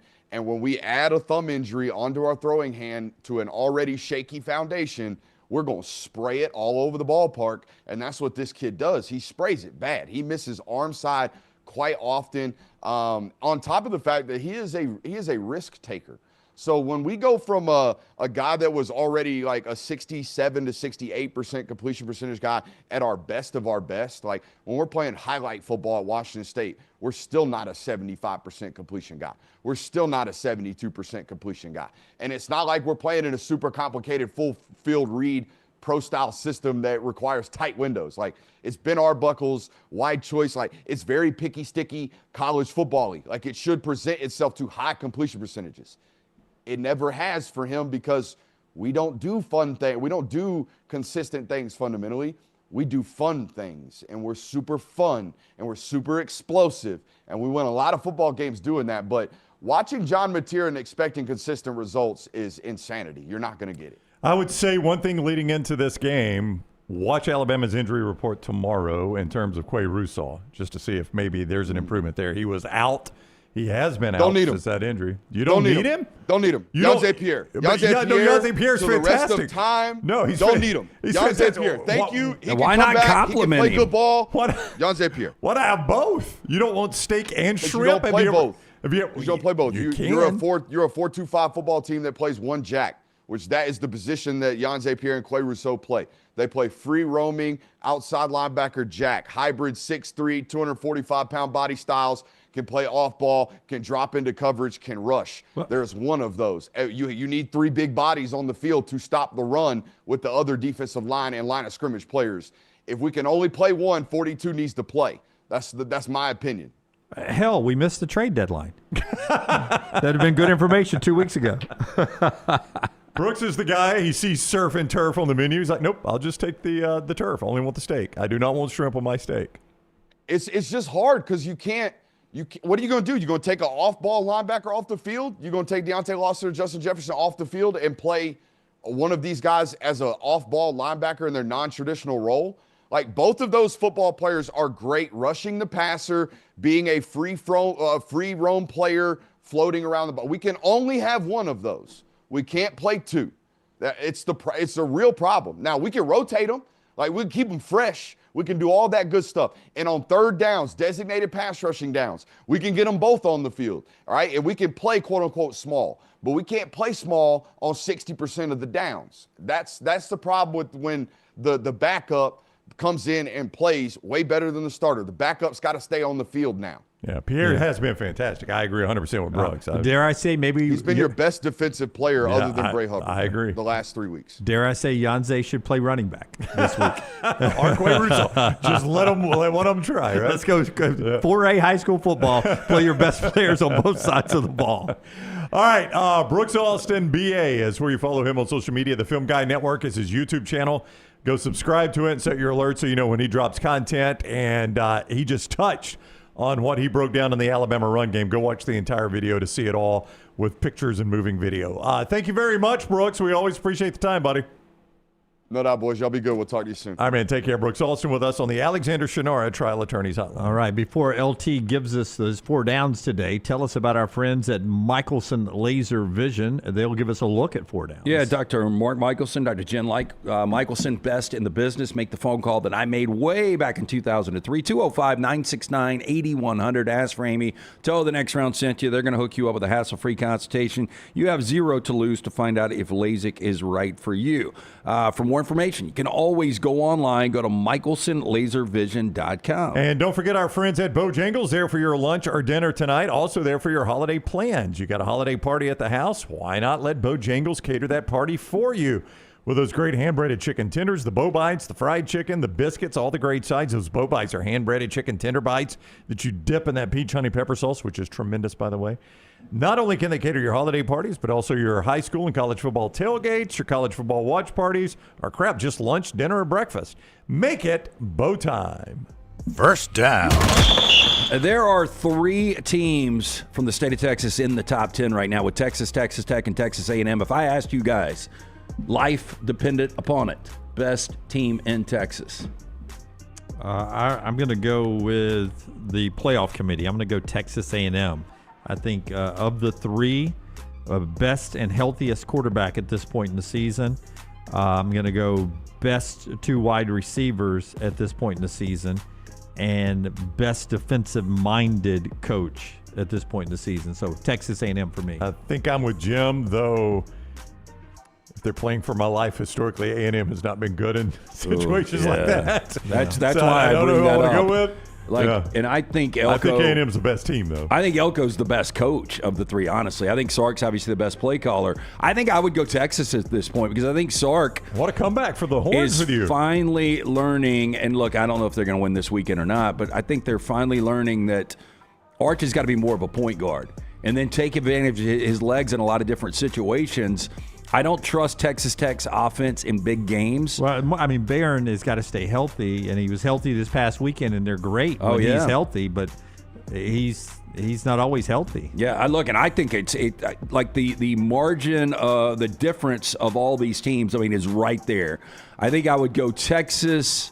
I think I would go Texas Tech, Texas A&M, but I think they're all top 10 teams. I think they're all very good teams. Yeah. To your point on Texas A&M historically on this Veterans Day, I would imagine not a lot of people thought we could finish the deal in 1776 and 77 either, but we did. We were big underdogs, but major underdogs. We were home dogs, though. Major we were playing under the lights at home. Yeah, the crowd was a factor. The crowd was. You don't just that waltz American heart, man. 1980 Lake Placid. Oh. Again, 40th anniversary, Rocky versus Drago. You don't walk into the 13 colonies Dunaway and win a game. But then again, I'm not going to settle up and say the Aggies are America in this scenario. I'm with you on that. Second down. Okay, think about it before you just jump on this. Okay. But better job right now, the New York Giants or the LSU Tigers? I would go New York Giants. There's a ton of dysfunction around LSU. So we've got a governor who seems to be calling all the shots. We've got an AD that fired a coach but was told he didn't, or was said that he did not have authority to fire a coach. So if I'm a coach now, who am I working for? Am I working for the governor? Is that the guy I need to please? I know I'm not working for the AD, but this guy's just a puppet. Then if I do get fired, are they going to try to pull shenanigans on me the way they have with Brian Kelly and I don't get my full buyout? You don't get that crap in the NFL. I mean, it's cut and dry in the NFL. I know who I'm working for. Who am I working for in the NFL? I'm working for the owner, right? You are working 100% for the owner. A year ago, I think this would have been an easy answer with LSU. But I think, at that point, I thought that maybe New York overreached for their quarterback in Jackson Dart, but it looks like that thing could play out well. You look at some of the other skill with Scattaboo and Neighbors, and you look at that defense, and you talk about the dysfunction of LSU. I think the New York Giants have a better job right now. Yeah, I would say this. Oftentimes you choose best career or whatever by money. Brian Dable's buyout as he got fired, $1 million. And that's what I was about to say. The thing about college, Jim, is if you actually get the buyout you're owed, which that's still up in the air for Brian Kelly, You become generational wealthy by getting fired in the college game, and you don't get that in the NFL. Now, I think our guy Matt Rule did. I think Carolina gave him, I thought it was a guaranteed deal that they had to buy him out of, but I could be incorrect. I think you're right. I think you're right. Thanks for the exclamation point on my point, but the $1 million buyout is it. Yes, I agree. Money just a factor. But you don't think Lane Kiffin, if the Giants want him bad enough, can build in a buyout at the Giants too? I don't know if the NFL does it that way. I'm about to check Matt Rule's. Check Matt Rule. I thought he had. And I think it had something to do with contract. going back to college unless they fired him. And I think Jackson Dart could have the same deal. Like, if you fire me, then you're giving me money. If I decide to go to college, $40 million buyout is what Matt Rule got from Carolina. Okay, so that's collegiate level. Yeah. That's a collegiate level buyout. That's a pretty good one. So if I'm Lane Kiffin and the Giants really do want me, well, you know who else wants me, Giants? Ole Miss wants me to stay. They're going to make me a wealthy man. LSU wants me. Florida wants me. Yeah, Matt Rule, though, it's a dollar for dollar the Panthers get back if he got another job. So it's offset. They're just getting offset. Yeah. See, and for Lane Kiffin, too, he can't go anywhere in Oxford. Like, nobody would know who that guy is in New York City. Yeah, until he starts winning. So I think there is a lot to be said with that. But I think he probably loves people coming up to him. Third down. I think it's a selling point for Lane that people go up to him. Yeah. Nobody's going to know you in New York. I ain't going there. Demi Moore, 63 years old. Ultimately better career. Demi Moore or Joe Burrow, who is back practicing and says that he might be able to come back before Thanksgiving, which is kind of insane when you think about the injury and where he was. Who do they play on Thanksgiving Day? Do they play on that Thursday? Because that's the target return. Thanksgiving. I took it as Thanksgiving. I know it's either the Lions or the Cowboys. Do they play on that day? The Lions play the Packers. Oh, okay. Wow, great game. I know, it is a fantastic game. What week is I that think game? it's the Ravens. I think they play at, I think it's that primetime game against the Ravens. Yeah. Is Thanksgiving the 27th? It is. Yeah. It's the Ravens. Yeah, it is Ravens-Bengals on... They make it a lot more fun. Wait a minute. Ravens-Bengals. Yeah. The Bengals at Ravens. I'm going to go Demi Peacock. Moore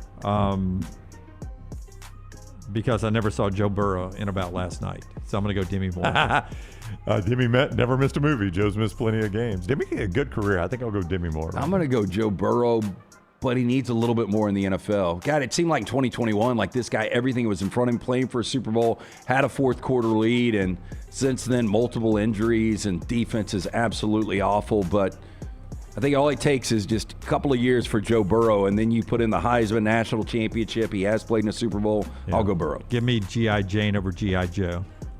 I think Demi Moore could probably throw a ball, but there's no chance Joe Burrow could be in the substance.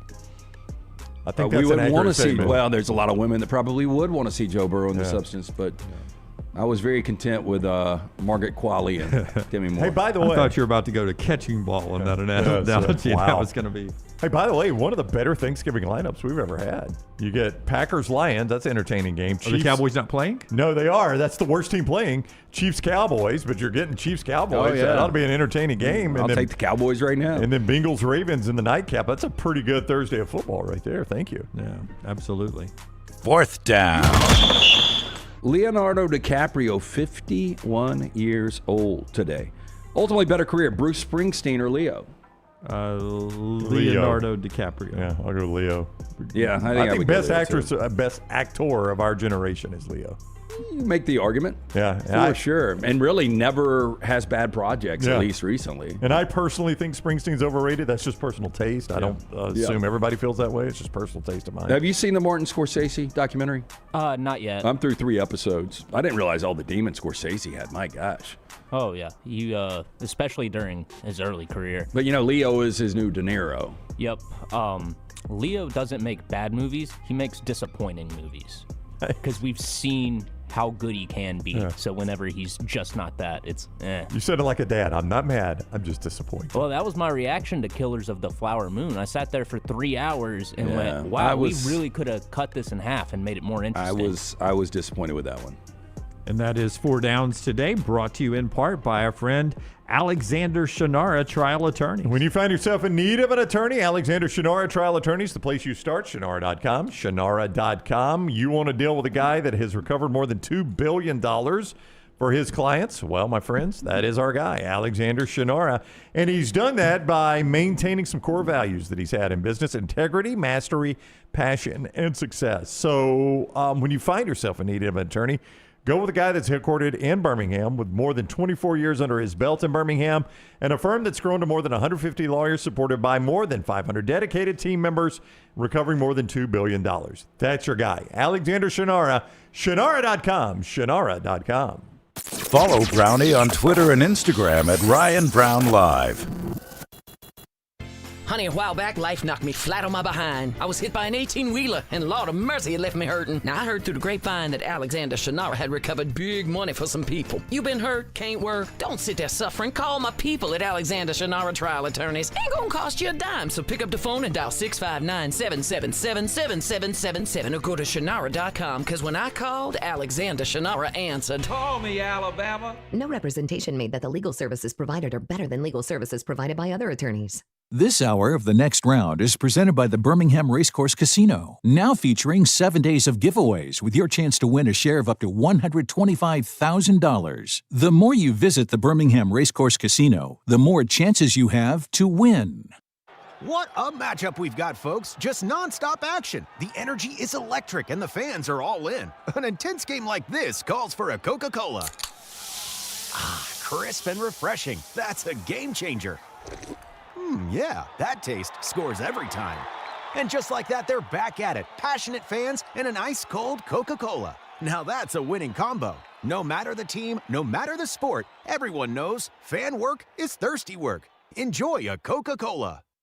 Twin Peaks is the best in the game. Here, you're in the red zone for every college rivalry and divisional matchup all season long. I mean, where else are the scenic views as good as your view of the game? Only at Twin Peaks, the #1 sports bar. Storm season is here. Make sure you have a plan of action in place right now. Greg from Pell City and Storm Restoration Roofing should be your first call when storms hit. Insurance companies love working with Storm Restoration Roofing because of Greg Nelson's name and reputation in the industry. When storms hit, call Greg Nelson. He's local, 205-542-3531. He's the home of the free no-cost roof inspection. Greg from Pell City on Facebook, 205-542-3531. It's Storm Restoration Roofing. Hey, there's nothing worse than waking up to a plumbing problem. Don't get caught in a flooded house. Call the guys at Hemp Hill Services. Adam, Chad, and the team at Hemp Hill are the only ones I trust to fix it and fix it right the first time. Hemp Hill Services does it right and always at a fair price. For all of your plumbing, cooling, and heating needs, trust the name that Birmingham has trusted since 1954. That is Hemp Hill Services. Call now, 205-229-2090. That's 205-229-2090. Hey, for all of your IT and printing needs, reach out to our friends at Xerox Business Solutions. Look, I'm still one of those old school guys. I print my notes every single day for the show. If you watch the show here on The Next Round, you see all the notes in front of me. From day one, Xerox Business Solutions, they've been with us here at The Next Round. Local for over 45 years. For all of your IT and printing needs, visit XeroxBusinessSolutions.com or call 205-969-3000. That's 205-969-3000. Think about the best summer nights of your life. How many of those were in a great t-shirt? Visit nextround.store to get the perfect t-shirt for the next perfect southern night. Nextround.store. The memories are waiting. It's bow time. Tired of choosing between sweet and savory? Why not have both? Introducing Bojangles' new chicken and bowberry waffles. The bold Cajun chicken filet you love, now drizzled with a bowberry honey glaze and sandwiched between two warm waffles. Which means your favorite meal of the day just met your new favorite dish. And lucky for you, it's served all day. But it's only here for a limited time, so try chicken and bowberry waffles at Bojangles today. It's bow time. Jim Dunaway, Lance Taylor, Ryan Brown. Live from the Birmingham Racecourse Casino Studios, The Next Round, presented by Bud Light, is on now. This hour brought to you by our friends at Champy's World Famous Fried Chicken, champyschicken.com, where you can jump in right now and enjoy the taste of that Delta magic with the perfect Mississippi Delta recipe tamales and all the great flavoring you get from Sterling right there on Highway 119. That location for over a decade now The Champy's not only perfect for your tailgating this football season, you can choose Champy's for your next party, your wedding, birthday, office meeting. Great food, great people. Champy's Chicken, Highway 119 in Alabaster. Go by and see Sterling and the crew right there. Upset alert coming up in just a second. So we'll have that ready to roll, Tyler, if you will. I did want to get to some DJ Durkin before we get to the upset alert, because he was at the Monday Morning Quarterback Club. I got that right. Monday Morning Quarterback Club? It is the Monday Morning Quarterback Club. Great. Yeah. Obviously Hugh Freeze is supposed to be there because of the bye week. Yeah, you guys aren't sold that DJ Durkin could be the next coach. Well, I want to read something I got texted after you do your part here. All right. So a little soundbite here from DJ Durkin talking yesterday about him being at Auburn in the future, what LT wants to talk about, maybe what Brown wants to read here, and about retaining the roster. Cut number 9, if you can, Tyler. Here's DJ Durkin on just how committed he is and giving everything he's got to the Auburn football program. Here's DJ Durkin. Yeah, very involved. I have a full-time investment in this program and this place, and plan on being here for the long term. And so those are ongoing discussions all the time. I think the biggest thing to me is you can look at how our players responded and played together. I think that tells a lot about how they feel about one another and feel about this program. And we know it. There's a lot of clutter and distractions put in their minds, and it's the world we've created in college football. And so to keep these guys focused and together is certainly a task. But I enjoy that, take it on, and again, we have the right type of leadership and players on our team. I think those guys, they feel a sense of accountability to one another, and I think it showed how they played on Saturday. That's DJ Durkin from our friends at ABC 3340 Sports. So a guy like Colin Klein is going to start getting some play. I don't know about with the Auburn job, but he is the offensive coordinator at Texas A&M, and they continue to win. Hot name. Yeah, hot name. Guy can recruit, can relate well to players. It was just a little over a decade ago he was a Heisman finalist. So my point there is, can you imagine, because I think what Auburn fans really want is you want the splash hire, you want an offensive guy coming in, but you want to retain DJ Durkin. The problem now is going to be Durkin is going to believe he deserves this job, and you bring in another coach and they want to retain Durkin out of principle, there's a good shot he's like, I'm out, for whatever that matters. Every interview I've done since the firing, I've mentioned exactly that. The Auburn fan would love to thread the needle of hiring an offensive, aggressive, young, forward-thinking coach and retaining DJ Durkin. That's so easier said than done. It's you know that, tough though, right? to do, yeah. I mean, most guys that are going to take this job, let's use John Summerall.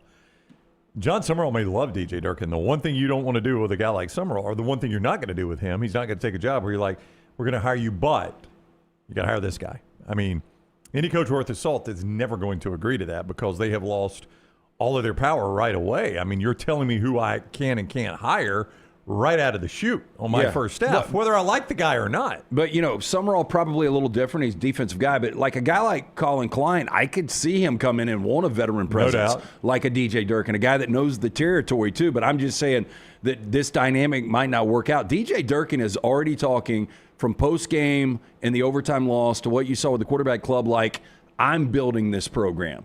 So that's the way it sounds to me. He believes this is an on-job interview. Yep. And I guess it kind of sort of is. And again, we brought up the DJ line. Like, if you've got people that say no, no, no, there's going to be a point you get to where Durkin would be the guy. And I still think he is. Like, if I had to list 3 guys, I don't know who the other 2 would be, but I would put Durkin as one of my 3. Before Brownie reads that, would you tell us about CPAP Plus, Sleep Home Alabama, and then Brown's going to add to our DJ Durkin conversation here? Yeah, our friends at Sleep Home Alabama, the O'Neill brothers, just great guys. They've got locations throughout the state, but they want to remind you they've got a great promotion going on right now, and this is where you come in and you show your sleep score. And you show your sleep score, you're going to be in that drawing that they will actually have on the 31st, and your opportunity to win the $900 travel CPAP machine. I'm trying to find information on this. I will get it for you in a second. That's okay. I'll just remind people, Sleep Home Alabama has all the details for you right there. Sleep Home Alabama. Just a great group right there, and they're right here on 280, right? Yeah, so there's a Pelham location, Trustful, Inverness on Highway 280. No appointment needed. Just show that ResMed My Air Sleep Score automatically entered. Win a brand new ResMed Air Mini Travel CPAP worth $900. Show your raffle runs through December 31st, 2025. Don't miss it. Get all the details. Go to o'neillmed.com. That is ONEAL med.com. So, by the way, Scott on the back row, Scott Forrester says, wherever Jimbo Fisher is, that's where the DJ line should be. Like, wherever Jimbo Fisher is, put DJ right above that. That's Anybody but Jimbo. That's your DJ line right there. DJ line starts right in front of Jimbo Fisher is what you're saying, Scott. Correct. So from a quarterback club member in the room there, and for those who don't know, I mean, not everybody lives in Birmingham. Monday Morning Quarterback Club, one of the oldest quarterback clubs in the country, and a lot of prominent Birmingham businessmen, both Alabama and Auburn fans, and a couple other fan bases sprinkled in there, are members of this club. It gets a great speaking rotation, and every year, regardless who the coach is, the Alabama coach speaks there prior to or in their bye week, and the Auburn coach speaks. Because it's based on charitable donations here locally, right. and it always has been since the beginning. But the Alabama and the Auburn coaches are smart enough to know, too, there are a lot of powerful Birmingham businessmen in that room, and keeping them on your side can't hurt, right? So showing up to speak, even as big as Nick Saban got, Nick Saban every single year came and spoke to the Monday Morning Quarterback Club. It was because of those connections why I interviewed him that night before the World Games. It was because of the Birmingham Quarterback Club's connections. He wanted to talk to the people that would be funding his NIL. That's right. So I'm not saying that the guys that are going to hire and fire an Auburn coach are sitting in that room, but you just nailed it, Jim. A lot of guys that are funding the NIL are sitting right there in that room, right, for both Alabama and Auburn. So from someone in the room yesterday, DJ Durkin was good. Pretty humble guy. Seems like he's got the kids backing him. I felt some steam on him being hired permanently from folks in the room. Mm-hmm. So now, again, these are not your power brokers that are going to choose who gets hired and who gets fired. John Cohen says he's doing it. Well, was John Cohen in the room? Hey, so why? I know John says it, but what I was going to say is these are the people, Lance, that like Dunaway nailed it. The reason Nick Saban came to the quarterback club charity is great and all that, but he knew people in that room were funding his NIL, and the same is true of Auburn, too. So these are not insignificant people that feel this way. Yeah, again, why is Luke Fickell not going to lose his job?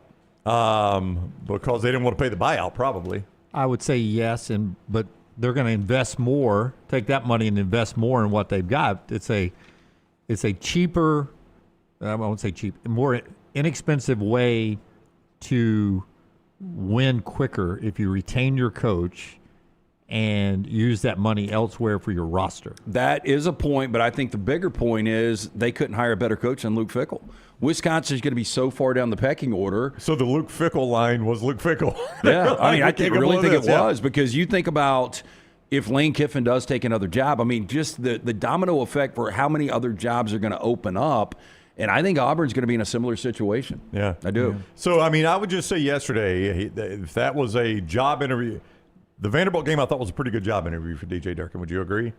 I mean, he took a team that everybody had left for dead. Now, my question would be, you're the defense. Oh, I know. Like, we appreciate what we're seeing here. This is the offense we wanted to see all year. But what the hell happened to the defense? No, it's a legitimate question. Because Pavia is back in Heisman conversation. It's a legitimate question. But Luka Bill answered that on Monday Morning Live. He said, all of a sudden, you heard him talking all week long. He was going into all the offensive meetings, doing this and that. That's less time spending doing your defensive duties. Yeah.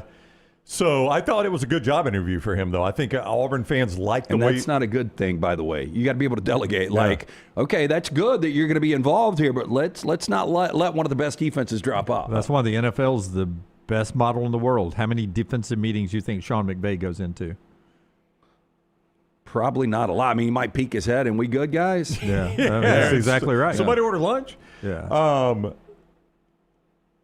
But I thought the Vanderbilt game overall was a good job interview for DJ Durkin. They liked the way the team played. They played hard. It was a fun game, man. It was a fun game. Yeah, if I'm an Auburn fan, I think I got my money's worth going to resurrected Nashville. offense, all of that. I mean, I think they like that. And I think it was a much smaller audience yesterday, but there were a lot of important people in that room. And for him, I think that was a pretty good part two of the interview. Now, he's not going to be in front of some big name. If you can get some bigger name guys, I don't think DJ Durkin's going to be in front of there. But I do agree with what we were saying here. there is a DJ Durkin line. I don't know how high that line is, but there's really no reason to drop below it at some point. Before LT tells us about Dr. B, one more cut number 8, if you will, Tyler. Here's DJ Durkin on Ashton Daniels, who all of a sudden is an aerial savant of throwing the football, and the red shirt situation involving quarterbacks down on the plains. Yeah, obviously his situation is kind of unique in that regard, and so we always try to do two things: what is best for the young man and his family, and what is best for the program. And so those are ongoing decisions and discussions throughout this week. Yeah. So in other words, we're approaching that 4-game number on Ashton Daniels, right? What? Excuse me, I had to cough, so I turned my mic off. You are. Yeah. I mean, so what do you do there? Well, he's not going to the NFL, so you need to figure it out. You want him back? Right? I don't know. I don't know. Okay, I mean. So let me ask you guys. I mean, so what do I not play him against Alabama? No, that's the one you have to play him against. But so. where are we on Deuce Knight? Well, Deuce Knight's not playing. Yeah, but we can play now and still redshirt. Yeah, I mean, you can play him all you want. He's still redshirt. So if you want to start him against Mercer just to see what you got, I mean, yeah, you can do that. Or start Jackson Arnold again and let Deuce Knight play. I mean, is that what you're asking, Lance? Yeah, well, more so. And I guess there was a plan that Jackson Arnold comes in and plays 2 years and Deuce doesn't play until his third official year, junior year, redshirt sophomore. Yeah, so maybe that's still in play. For those that don't know, Ashton Daniels did not appear in a game until the Arkansas game. So he has now played 3. You can play 4 and keep your redshirt. Auburn has 2 games left, one of them being the Iron Bowl. So you would say sit him against Mercer, play him in the Iron Bowl right now. Why would you not let Deuce play the whole Mercer game? Why not? I mean, see what you got in Deuce Knight. And you could dumb down the plays if he really hasn't picked up the offense. Because you know what? If I'm DJ Durkin, I'm like, look at our future. Yep. Look at our. I believe in Deuce Knight. Hugh didn't. I believe in Deuce Knight. Look at our future. You could also be showcasing him on SEC Network Plus for the portal. For somebody to come get him. For South Carolina's coaches to walk in. I tell you who's not playing against Mercer: Cam Coleman, Eric Singleton. Yeah. But the other thing Jeremiah Cobb. Here's the downside of what we're talking about, but you got no other option here. If you want to keep Ashton Daniels, is now he's got kind of a hot hand, and you're going to ask him to sit 2 weeks and keep that hot hand. Is that a problem? I mean, I don't know. I mean, it's a rhetorical question. You don't know if it's a problem. Technically, if he doesn't play against Mercer. Bye week, Mercer, then game week for Alabama. That's sat 2 years or played 2 years without a hot hand, so I don't know. Good point. Yeah. A lot of preparation time for Auburn, waiting on Alabama, who's got work to do before they come down to the Plains. Holiday weekend coming up in a few weeks. All right. It's upset alert time in just a second. LT, tell us about Dr. B before we hit that Shannara spot open. I did the non-invasive treatment for 30 minutes last night on the couch. I do it 3 times a week. That's all I'm doing right now. The hair has more than doubled in thickness over the last 4 years. Doesn't matter what your age is, 20s, 30s, 40s, 50s, 60s. You start to lose that hair. Make sure you get in. Be preemptive before the follicle's dead. Our man, Dr. Beckenstein, and that staff, they can help you out. Men and women are ordering Hims, other products online. Don't even know if they work. Stop wasting your money and critical time while you're losing hair on treatments that aren't working for you. Go see Dr. B and find out what will work for you. T3's got that test. It's easy, painless, affordable, takes seconds to perform. It's going to show which medicines and compounds will specifically work for your hair loss. Make the call to Dr. Beckenstein and that great staff today. Tell them the next round sent you. 205-319-0316. That's 205-319-0316 or t3hair.net. The College Football Spotlight. Sound the alarm. College football's upset alert. It is the Shannara Spotlight, brought to you every day by our guy Alexander Shannara, trial attorneys. He's recovered more than $2 billion for his clients. You can be one of those. You're in need of an attorney. Alexander Shannara is where you start. Shannara.com. Shannara.com. You do not pay a dime unless they win your case with Alexander Shannara trial attorneys. Shannara.com. Shannara.com. Let's remind everybody of the rules before we do the standings in our upset alert. Again, a straight borrow, rip-off copy of the Superdog from College Game Day on ESPN every week. A minimum spread plus 4.5. That means if it's 4, you can bump it to 4.5. We don't do any ties, hence the emojis at the bottom. So 5 points for a cover, 5 points plus the spread for outright win. That gets us to the standings where we've got a new leader again, Brown. Not an outright winner, but he had a cover this week, which put him slightly now back ahead of Forrester. So he picked up 5 points. Forrester has hit the rocks. 5 point cover for me. as I close the gap. 5-point cover for LT. I felt really good. I don't know how much of the James Madison Marshall game you guys watched. Marshall had ball in hand to tie it up, and they got the cover. Yeah. Same with me. Purdue, Brown Bandit. Purdue scored late, couldn't close it out. Yeah. Same for the team. I can't remember the team I had, but wait, Purdue got white. No, not Purdue. Iowa. I'm sorry. Iowa had scored late, couldn't close it out. Yeah. I forget what I drew. Jim, you had New Mexico State. New Mexico State. How many plays did you watch of that? Zero. Just look at that scoreboard. You know how many plays I'm going to watch of the game I got this week? Probably zero. Yes, I know you got. Big battle for second place in the Mountain West. Maybe third place for the Mountain West. I don't even know. You want me to check? But I'm going better coach here. My blue got rubbed off a little bit. Oh, no. I'm going to go Utah State. It's probably going to end up being third place. Yeah, battling for. They're both of them are 3-2 in the conference. Though 7-2 for UNLV, 5-3 for Utah State.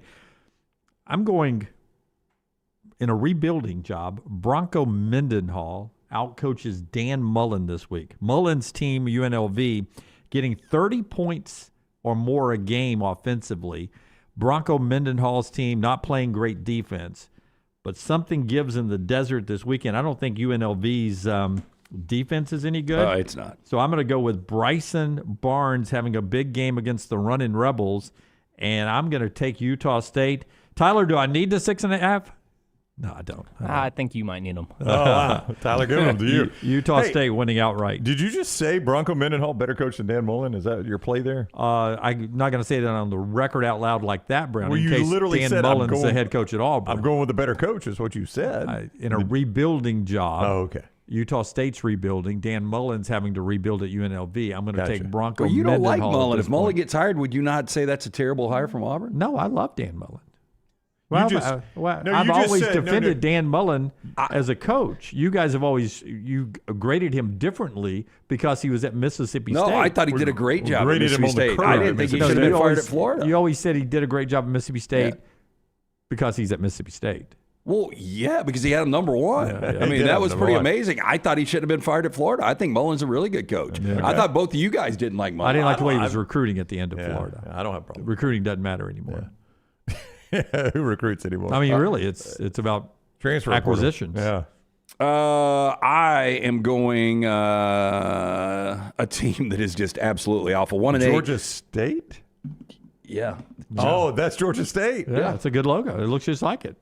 The worst scoring defense in college football, giving up almost 41 points per game. But, hey, nobody rolls into Turner Field and just thinks they can win the game. I was on Marshall last week. Marshall going to Atlanta to take on 1-8 Georgia State. Taking Georgia State. It's a weird number. It's not big enough, but I'm going to play them plus 7.5. I think they win the game outright. Are we all picking these because we can watch them on YouTube TV? I don't. Yeah, this is one I will not watch a minute of. You can tell we get CBS Sports Network. This is the YouTube But TV geez, I'm impacting sure us. There are Panthers in anime. I'm guessing. Is this a pretty good Panther? It's not bad for front profile. Oh, I knew exactly. I knew it right away when he showed it. I thought it was pretty. That was first draw too. That was pretty solid. First time I've ever drawn a Panther. Now I was afraid you were going to try to put a Kentucky hat on it again. Yeah. By the way, since you picked them, they're 2-0. I know.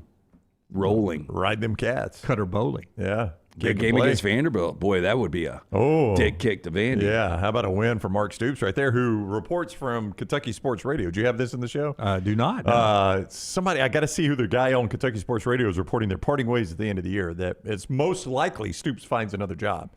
That they don't have the appetite to fire him and pay the buyout, but Stoops is done and is going to find another job. That's just a report from Kentucky Sports Radio, I believe. But if you're Stoops, why? Like, okay, you don't like the job I'm doing here. There's a good chance he's 6-6 again. So are you? Was it Lemon? No, it was not. I would have recognized his name, and it wasn't Lance's buddy either. Yeah. I would have recognized the name. I'm going to say, let me confirm this. Yeah. No, not confirm it. Confirm the name. I read the report. While you're doing that, let's go to the back row. Let's go Brooks, who is really charging up the leaderboard as well, knocking out home runs any chance he gets here. Welcome back first, Brooks. We haven't heard from you since you've been back from vacation last week. Welcome back. Thank you. Hated my pick last week, kind of rushed it in. That happens. Yeah, I hated it the rest of the week. I knew I wasn't going to hit. at BYU. It was an awful pick. No, we're glad you enjoyed some time with your wonderful family. What do you have for us this week? I'm going to take Virginia Tech plus 14.5 against Florida State. When you start looking at the number, Florida State's second in scoring in the ACC, but in actual conference games, they're only outscoring Virginia Tech by 2 points.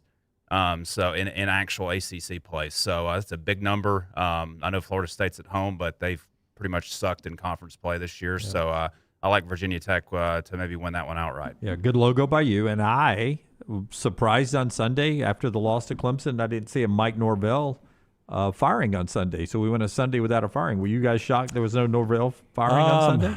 I think they're going to stand pat at the end of the year. I don't know if the buyout drops. The buyout might drop there, or maybe they just don't want to jump in this cycle. You hear a lot of that talk now, don't you? You do. You don't want to be in this cycle. You do. Michael Alford had said earlier this year that he was going to stick with him throughout the year and then reassess at the end, and staying to a man of his word, did not fire him after the loss to Clemson. Let's go to our second place, a runner-up, the silver medalist, the guy who once led but no longer does. The guy who's slipping, Scott Forrester on the back. I would have gotten it back if Auburn could play any defense last Saturday. That's right. You had Auburn. First time you said that sentence all year. I did. So, AI Scott, what do you have for us today? All right. Very important disclaimer here. What you're about to see is AI. Do not confuse it for the real thing. Don't try this at home. Don't try this at home. All right. We're going to Winston-Salem, North Carolina, where Bill Belichick and the North Carolina Tar Heels are taking on the Wake Forest Demon Deacons. The Demon Deacons, they're going to hit a little turbulence on the motorcycle there. I don't know who caused it. And these people are doing some weird stuff on the beach. Hey, that's a great move. Yeah, that's a great move. Give me the Tar Heels plus 6.5. Hey, they're rolling. That move right there on the beach is that's gymnastics. Yeah, that's Cirque du Soleil. I mean, look at that transition. The core strength from Belichick. Hey, she's got one leg. Holding Billy B up on one leg. Yeah, there was a little bit of issue. This one probably took about 20 different prompts to get the number of legs right. There was all sorts of weird stuff going on. With this. That Omar Cooper toe tap there is by Jordan went on the beach there to miss the junk. Yeah, she almost puts the whole hill into the Belichick. Yeah, well, if you'll notice foot placement when she gets her up in the them up in the air, that's my saying. Yeah, that toe tap right there is. She goes. If she doesn't get her foot down correctly there, Bill's singing in a different octave. Yes, it's very well done. Yeah. All right. Hey, thanks. Tar Heels to play there. What do you got, Bandit? Hey, who's the new leader, boys? And did y'all see the standings already today? Has Scott showed them? It's like Brown Bandit meets the Evil Knievel here today, the way you're dressed. That's right. Have you been laying in the weeds purposely? I won this Saturday. What do you mean? No, I'm talking about like you waiting to surge at the end. Well, I didn't want to run away with this. This is a very popular segment on this show, I'm told. So if it's a blowout, what do they do in TV ratings, Dunaway? They kill the TV ratings. They kill the TV. Yeah. I don't want to kill the ratings of this show. Y'all need all the help you can get. I'm just here to keep it close. So, yeah, Lance, I've been laying in the weeds a little bit. I let Scott back in the game. Yeah. But laying in the weeds, for some people, means you're in the weeds waiting to pounce. I'm waiting to pounce. That's what I thought. I'm going to pounce right now. You ready for my pouncing? We're going to go to the American Conference. This is a game for the top of the American. Navy played at Notre Dame last year. I said it. That idiot Brown had it in his pick 3. Did y'all see that? Were you there for the pick 3? Didn't even have a QB1. 27.5. And the moron Brown didn't realize. Try to keep this family show, Tyler. The moron Brown didn't realize that Navy wasn't even starting their quarterback. Does that guy do a sports show for a living? Oh, I don't know. Who, Brown? He's supposed to. He's an idiot. I don't know why y'all let him talk. He didn't even know the quarterback wasn't playing. Well, guess why he's not playing? They're saving him for South Florida. Why? Because it's an American game, and if you play Notre Dame in November, it's an exhibition game. Like Dunaway said earlier on the show. I was watching earlier, Jim. That's a great point you made. Thank you. It's an exhibition game. You've become closer over the years. Me and the Bandit. You like the Bandit, don't you? I do. Yeah, the Bandit just brings good times. I miss the suitcase days. He can come back. Chasing that money. Y'all want to do that next week? Yeah. You want me to make it oversized guarantee? lock boxes from Home Depot? I remember those too. Forgot to take those back. Just pissed away money. You didn't take those back? I took one of them back. I think one of them got lost. Anyway, we're going to go to the American. Each. for the top of the American Conference right now. And I think that was the bandit's way of saying the company bought him a lockbox. Yeah, I think the company owns a padlock somewhere. Just not sure where. But if we ever need it, we got one. If you can find it. For our boat hitch out back. Yeah, for the boat hitch. Yeah, nobody will steal a boat. We used to have boats that parked up here. They're not here anymore. Oh, I know. The company moved. Dude, well, I'll tell you a story one time about one. Anyway, we're in the American. I always forget that I'm in character here sometimes. That's Brown Bandit made out on one of those boats in the parking lot? That's a Brown story. Interesting. I don't need to tell that. It's a family show, Jim. Okay. But anchors away, my boys. You like that song? Yeah. That's a Navy song. I forget Brown was in the choir back in the day. Yeah. The Brown was bass section leader. I told you that on the show Friday. With that mask, I'm surprised you're not doing the Village People's rendition. They don't have a rendition of this song. Oh, Hell to the foam. No, they've got in the Navy. You remember when you were in the money? In the money. I remember that. The hat. I need that hat. It left. Oh, did it? Part of the acquisition. The in, not as tough to draw as the start. Hard to make that one. But Navy plus 10.5. It's for the top of the American. And Tyler, 10.5 American points right here. But we don't need them. We don't need them. Dunaway needed his. Brown Bandit doesn't. Naval Academy, United States Naval Academy, hailing from Annapolis, playing at home, plus the 10.5. We don't need them. They beat South Florida outright. South Florida. The Bulls. Wow. The Bulls are going down. No more Bulls. Bulls down. Do you know if QB1's playing this week for Navy? What kind of idiot do you take me for? You think they're going to rest him against Notre Dame and not play him against South Florida? Why were they resting him against Notre Dame, Jim Dunaway? He wasn't healthy. He wasn't healthy. Yeah, he wasn't healthy enough to play in a meaningless game against Notre Dame. Notre Dame games are exhibition games. This is not an exhibition game. He's playing. You'll see Blake Horvath. That matter. Their defense is playing. That's the problem. Up and down that field against South Florida. Upper body injury sustained against North Texas. But not considered long term. Thank you. Expected to play against USF. I mean, you can look it up all you want. You think I'm going to spend the time drawing a Navy logo on this whiteboard if I don't think their quarterback's going to play? Yeah. They're a different team without Blake Horvath. Have you seen the standings? I'm at the top. Yes. All right. That is everybody's upset alert. Tyler, for those that always ask, Tyler chooses not to participate. Opts out. Yeah. I choose not to run. Yeah. He is a healthy scratch from Upset Alert every Tuesday. Brought to you today in part by our friends at Champy's World Famous Fried Chicken. They bring you the final hour of the show every day, champyschicken.com. That's Sterling right there, and he does a wonderful job. He has for over a decade. That brined overnight, cooked to order fried chicken, juicy down to the bone, hand-cut chicken fingers, in-house, made sides and desserts, the Mississippi Delta recipe tamales with just a touch of heat. It's all perfect. Better when it's cold, but good year-round. It's the weather outside cold. The food's always piping hot, juicy to the bone, cooked to order. But for some reason, when it's cold outside, you go inside that beautiful venue on Highway 119 in Alabaster and eat a warm meal. It makes the cold, yucky weather outside seem manageable. That's what Sterling does. Gets you through winter. Good save. Champyschicken.com, champyschicken.com. Follow Dunaway on Twitter and Instagram at Jim Dunaway. Honey, a while back, life knocked me flat on my behind. I was hit by an 18-wheeler, and Lord of mercy, it left me hurting. Now, I heard through the grapevine that Alexander Shannara had recovered big money for some people. You been hurt? Can't work? Don't sit there suffering. Call my people at Alexander Shannara Trial Attorneys. Ain't gonna cost you a dime, so pick up the phone and dial 659-777-7777 or go to Shannara.com, because when I called, Alexander Shannara answered. Call me, Alabama. No representation made that the legal services provided are better than legal services provided by other attorneys. All right. It's a beautiful day for football here at the stadium, and we're just about ready for kickoff. Score 0-0. And suddenly, I'm in the mood for a Coke Zero Sugar. Real Coke taste, zero sugar. Now that's a winning combo. Yeah, crisp, refreshing. That hits the spot. When it comes to great taste, Coke Zero Sugar's always on the scoreboard. Coke Zero Sugar. Real Coke taste, zero sugar.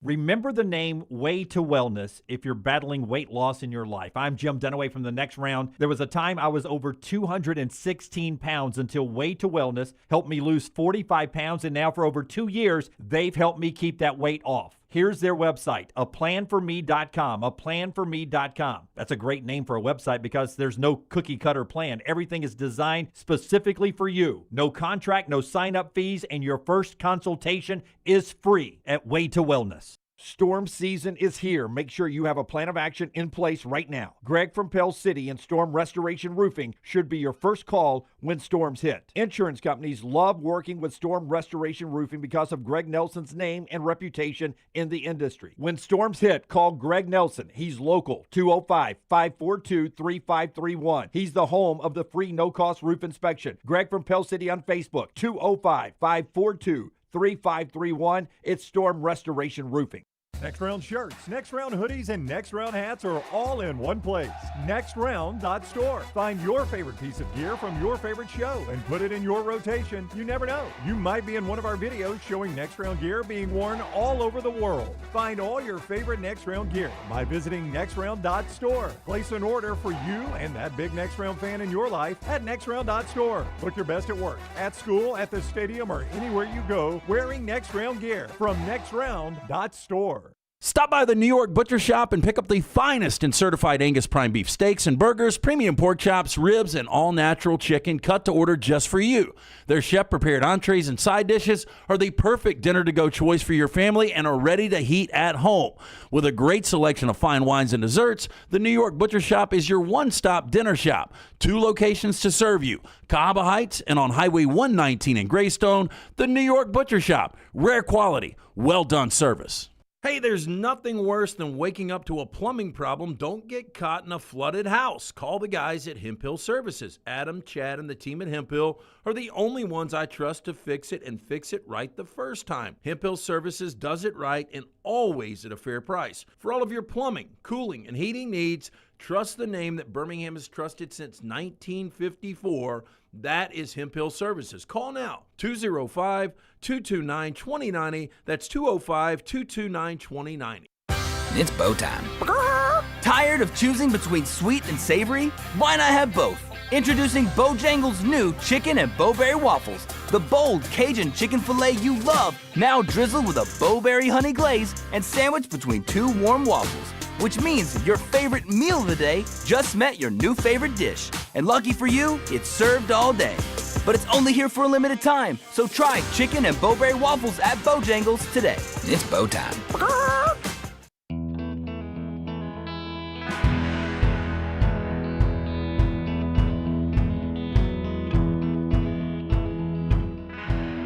Little look around a couple of things happening in sports before we get to trash. Brought to you by our friends at Coke Zero Sugar. Game day deserves the great taste of Coke Zero Sugar.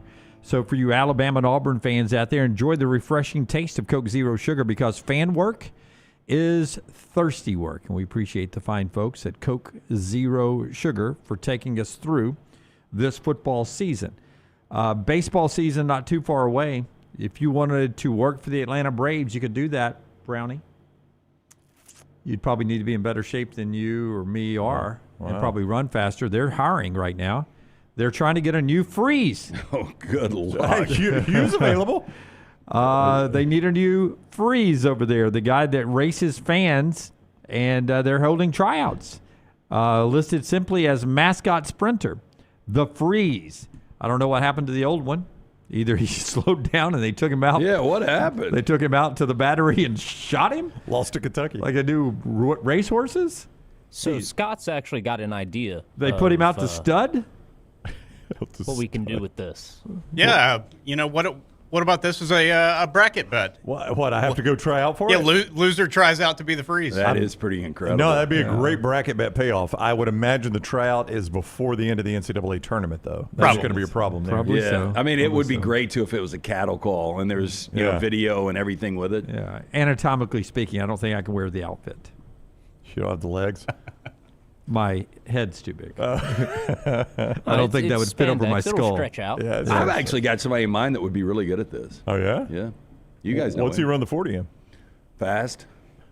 I didn't know that was an actual time. Yeah, it's right past 4.2. Okay, that's fast. 4.2 fast. Well, I mean, you guys remember he beat Lady Bird in a race. I was thinking about this same guy. Yeah. He'd actually be good at it. Would he? Should Chili be the new freeze? I mean, it wouldn't be fair. Not Chili. Bullet has starting to like get in front of Chili as far as like the speed, the agility, the athleticism, everything involved. So probably Probably a bullet. All right. And they're food motivated, Jeeves. So all you got to do is hold a piece of bacon. Kind of like that eagle Plenty of hot at dogs there. like that eagle at Auburn. You throw a little food on the field, that Yeah. eagle gonna fly down there for sure. Speaking of running, the LSU fan who ran onto the field Saturday night during the LSU-Alabama game, the game was at a little bit of a lull, and it took a while before people to notice that he was on the field. Yeah, security not really pouncing on that situation. Well, he was on the field so long that he ran until he couldn't run anymore, and then he stopped because he was tired and was apprehended. Second-degree trespassing charges is what he's facing. I wonder what that got, just a fine? I don't Probably know. lifetime ban from Bryant Denny, if I had to guess. First degree or third degree. Second degree. Thought it would be funny. Got out there, and when nobody really reacted, it wasn't that funny. Now he's Did you see it? I did not. I missed it. So did security. I mean, seriously, the dude is out there a long time, and even when he starts to walk off, nobody's really he's like, yeah. I thought this was going to be more enjoyable than this. No, there was no real big rush to get him cuffed or off the field or whatever. It didn't seem. And he didn't have an emu with him. That guy gets plastered in that emu commercial. He really does. He really does. Right. I mean, he just gets teed up. And before trash, one NFL note. As we mentioned on the show, Brian Dable, fired by the Giants. So disappointed in Buffalo that Sean McDermott had to issue a statement saying he backs Joe Brady as the offensive coordinator. No desire right now for Brian Dable to return as the offensive coordinator. He was there 2018 to 2021 at the beginning of Josh Allen's career. I don't know if we've ever seen a sitting head coach in season go back to work for somebody, but I think a lot of Bills fans saw the firing of Dable and were like, let's bring him back here as the OC. Well, this does open the door for if the owner really wants Joe Brady to be the head coach at Penn State. You've got your natural coordinator now. It's pretty easy. You do, and Joe Brady's probably like, endorse me all you want. If I get an opportunity, I'm out. And now you got Brian Dable. You slide him right in there in the Bills, and probably don't miss a beat. Like something's wrong with the Bills' offense, though. Don't you agree? Yeah. I mean, I watched it.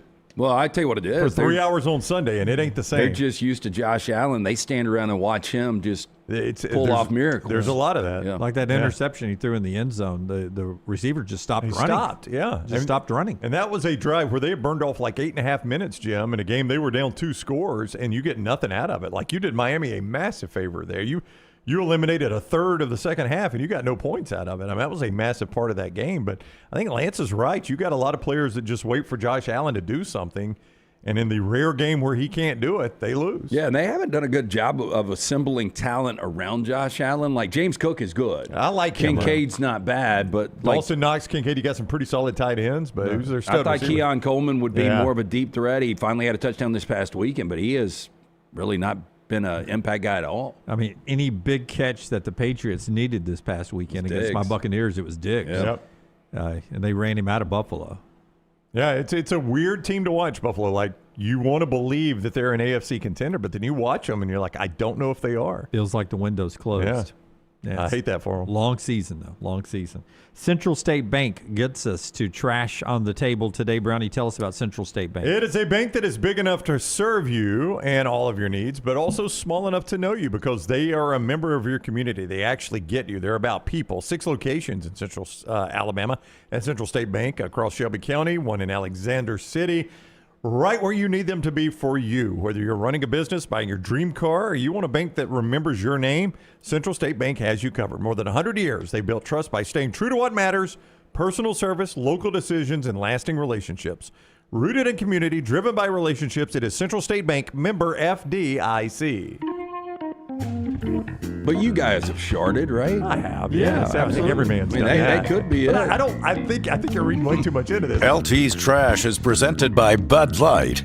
Easy to drink, easy to enjoy, and a quick programming reminder. This Friday, the Innisfree Irish Pub north of the Tuscaloosa Strip from 11 to 2 with our friends at Bud Light and Adams. I really forgot that admission. I don't remember that segment there, Tyler. I don't know where you dug that one up.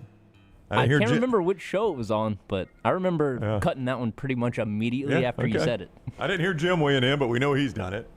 So You told the story. I'm not outing you or anything. You told the story when you were at Benbrook and go in the woods. Yeah. Family in London offering $225,000 per year for a private tutor to teach their 1-year-old son to become a, quote, English gentleman. Now, the unusual listing reported by the BBC was posted through Tutors International and calls for, quote, an extraordinary and experienced tutor to guide the baby on his first steps to becoming an English gentleman. Now, I think if you go back to the Open, when you're a private tutor, that's how you end up doing what we were talking about in the Open there. I thought I was being a private tutor. You shorted. I got it. Yeah. I got it. Was, if I remember right, you didn't even have lunch that day. That's right. Because you had ordered and they never brought your food. That's right. Oh, that's the full Dunaway experience right there. According to Tutors International founder Adam Collar, the parents want to avoid what they describe as cultural bias, everyday habits, speech patterns, and behaviors that they believe their older child picked up before formal education began. Collar told the BBC the family, quote, didn't want to wait any longer after realizing their first child had already absorbed really subtle nonverbal cues from their surroundings by age 5. Boy, these parents are I'll tell you. shit ton of fun, aren't they? They're expecting a lot out of their kids. Now, the family now plans to bring in a British tutor with received pronunciation, ideally someone who attended elite schools and can influence the child via osmosis. Collar described the search as farsighted and progressive, saying the tutor would naturally pass on British traits without consciously trying. Applicants are also expected to have interest in horse riding, skiing, art, and music, and to ensure the child is, quote, pony riding and picking up an instrument by the age of 3.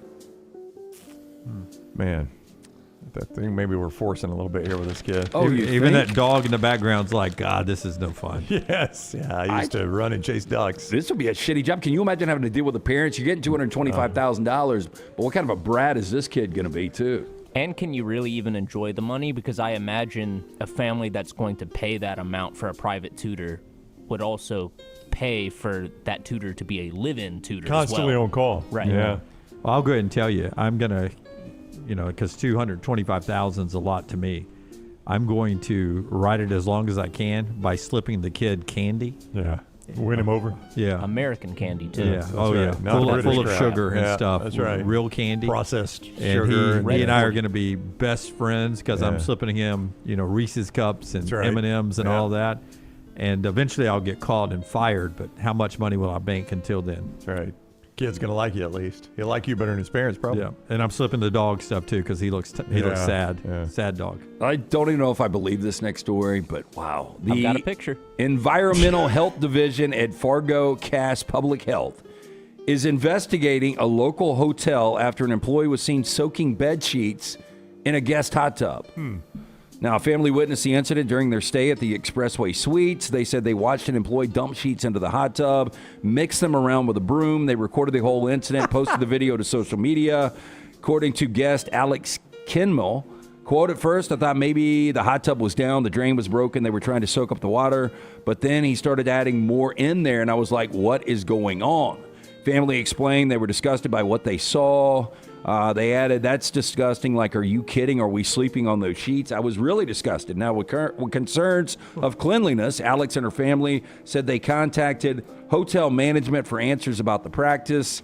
In a recorded phone call with hotel staff, an employee said the sheets were not dirty and had been washed beforehand. The employee also said the sheets were put into the hot tub to remove stains. So let me ask you this. More DNA on the sheets before they went into the hot tub or when they came out of the hot tub? There's no winning in this, is there? Literally pick your poison. I mean, I would think it'd be more because, is the hot tub hot enough to kill whatever bacteria were on those sheets? Probably no. And if you're I'm going to go with more. Or the bacteria that was left behind by the people that have been in the hot tub. I love cheating the system. If I can, instead of walking a mile and a half, if I can walk a mile, I'll do a cut through. How do you dry those?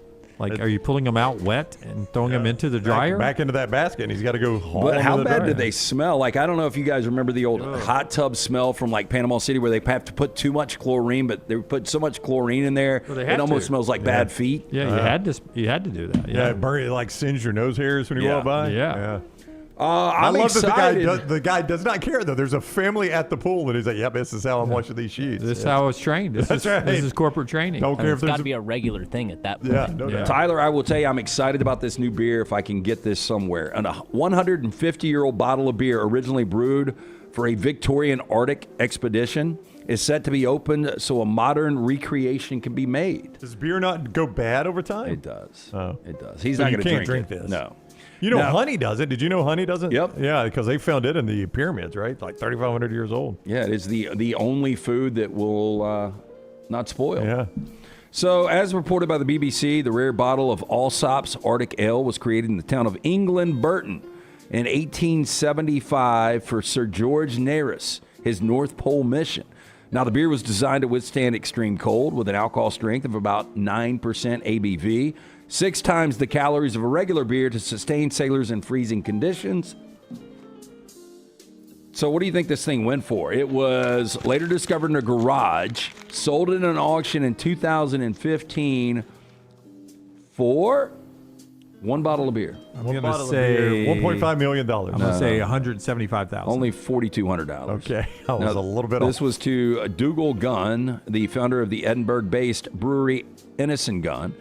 He now plans to open it during the brewing process at the company's facility to analyze its yeast and flavor profile before using it to make a new limited edition beer in a collaboration with Allsop's Brewery called Innis & Gunn 1875 Arctic Ale. It's quite a name there. You might want to shorten that. If I'm being your marketing team, I'd tell you go a little shorter. I would just do the Arctic Ale, right? Yeah, just or do the Arctic Ale. 1875 Yeah. Arctic Ale. Now, the recreated beer will match the original 9% ABV and will be released later this year through a limited ballot for collectors and enthusiasts. How about you just make the beer and just use the naming? Stop doing all the research. Yeah. I mean, surely the yeast and all that has changed over the years. Well, that's what I was going to say. Like, Dunaway, would you think 150 years ago beer tastes like it does today? We've probably gotten better at it. No, it doesn't, sure but I think they're going to add a wrinkle to it. I'm just talking about, I think you probably can analyze this much like DNA now, and you can at least get what the majority of the contents. What's interesting is how they have 6 times the calories. So this would be roughly a 1,000-calorie beer. Okay, Jay says this is actually how IPAs were invented. They were brewed strong enough to withstand the India trade route and kept fermenting while they sailed, so they are now IPAs. That's exactly what it is. Okay, how about that, Yeah, Jay? on You knew? ships. Yeah, there you go. Good job, Jay. So bears in the form of a special edition cup descended upon Starbucks locations, wreaking havoc as coffee fiends scramble to get their collectible fix. In Houston, local police got involved after an all-out brawl took place in a store. Last month, the coffee chain announced that its line of holiday merch was dropping November 6th, featuring special edition tumblers, ornaments, mugs, and a glass Starbucks barista cold cup, bear-shaped glass cup with a straw and festive green beanie. There was a fight for one of these that resulted in the police being called. Is that what you just told me? Starbucks promised about the $29.95 cup from cold brew to an iced matcha latte. Your drinks have never looked cuter. Starbucks Barista glass cold cup brings instant joy to every sip. This according to Starbucks. But people were pissed off when they showed up and they were sold out. So resale sites are already seeing the Barista Don't tell listed me. for hundreds of dollars. Hundreds of dollars. For the truly desperate. This is glass or plastic? It's glass. Said glass is what he said. Yeah. For $29.99 retail. But I can't get them. Yeah, but how much was that the Predator head that I saw this past week at the theater? That was probably 40 or 50 Yeah, bucks. but you can get all those you want, right? They don't run out of those, do they?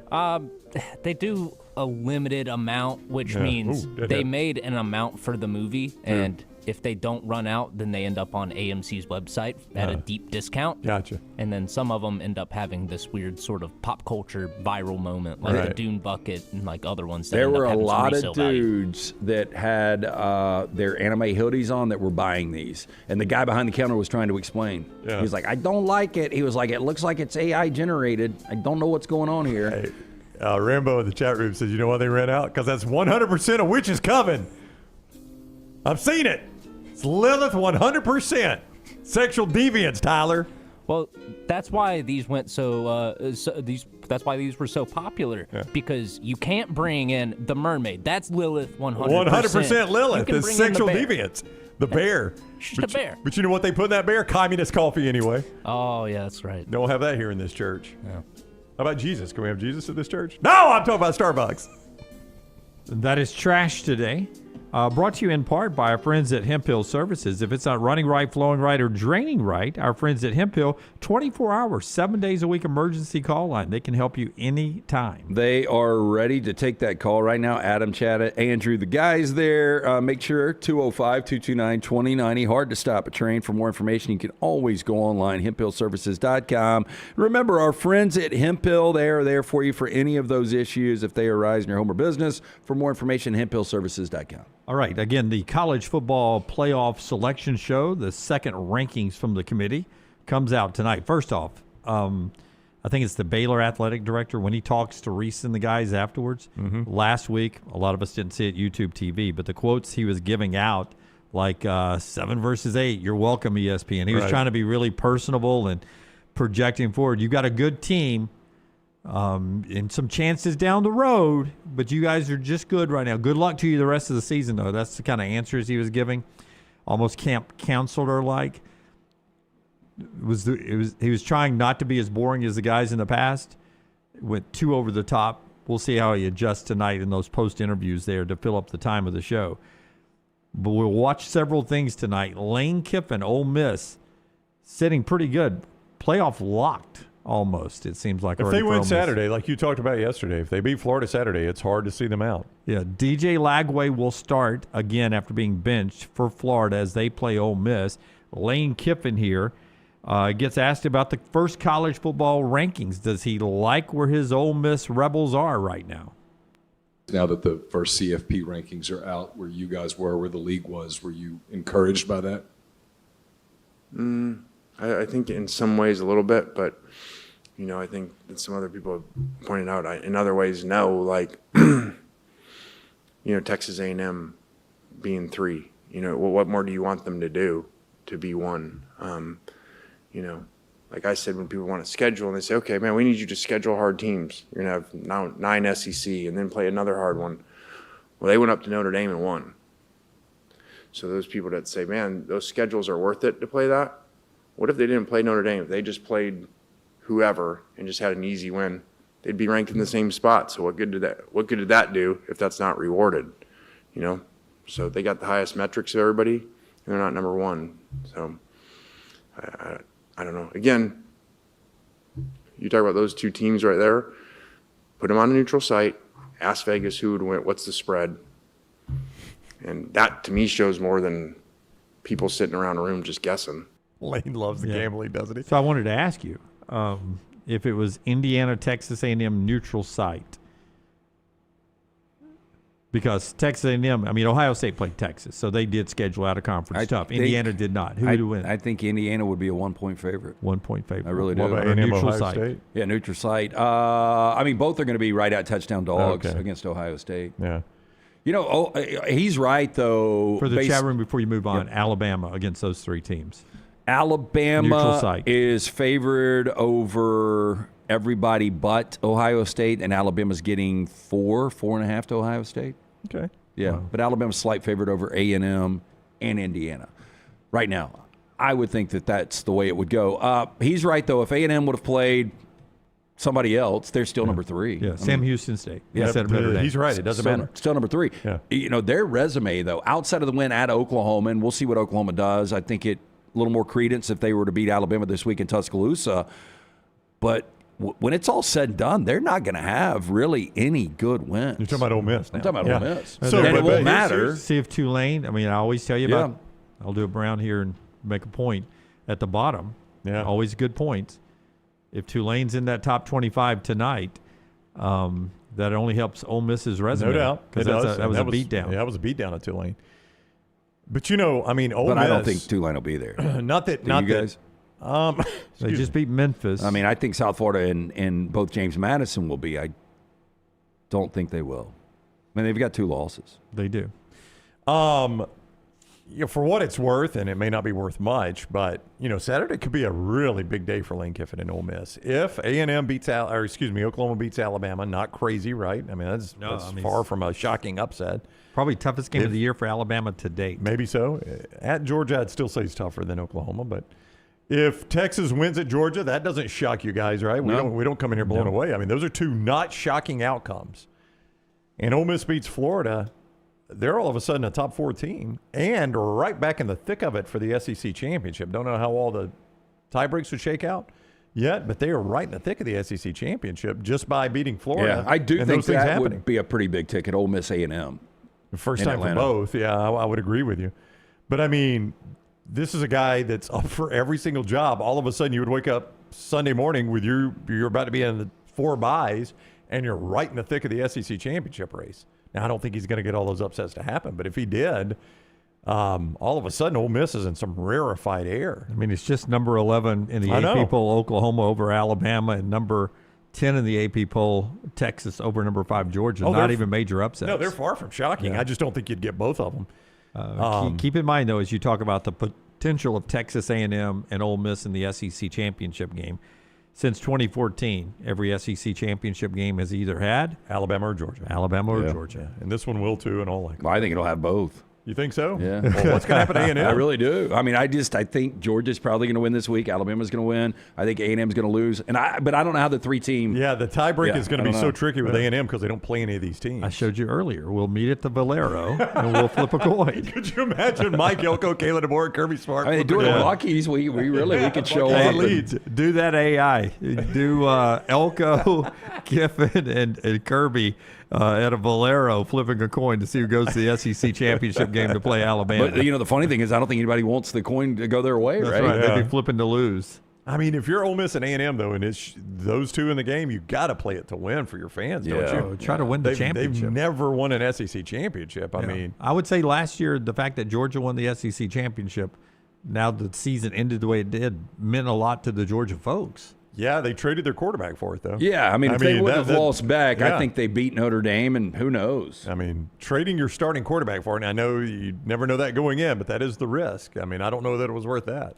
All right, that's the show today. We appreciate you being with us. Don't forget our friends at Bud Light. They will be with us Friday, another road trip, last one of the year in Tuscaloosa, as we head down to Innisfree, 11 to 2, as we time shift the show again, 11 to 2. Innisfree live on Friday, brought to you by our friends at Bud Light. Easy to drink, easy to enjoy. Bama and Bourbon coming up. You can go back and get unlocked with Lance. Lance'sLock.com. All the programming he has for you over there nonstop. Until next time, God bless you and God bless America.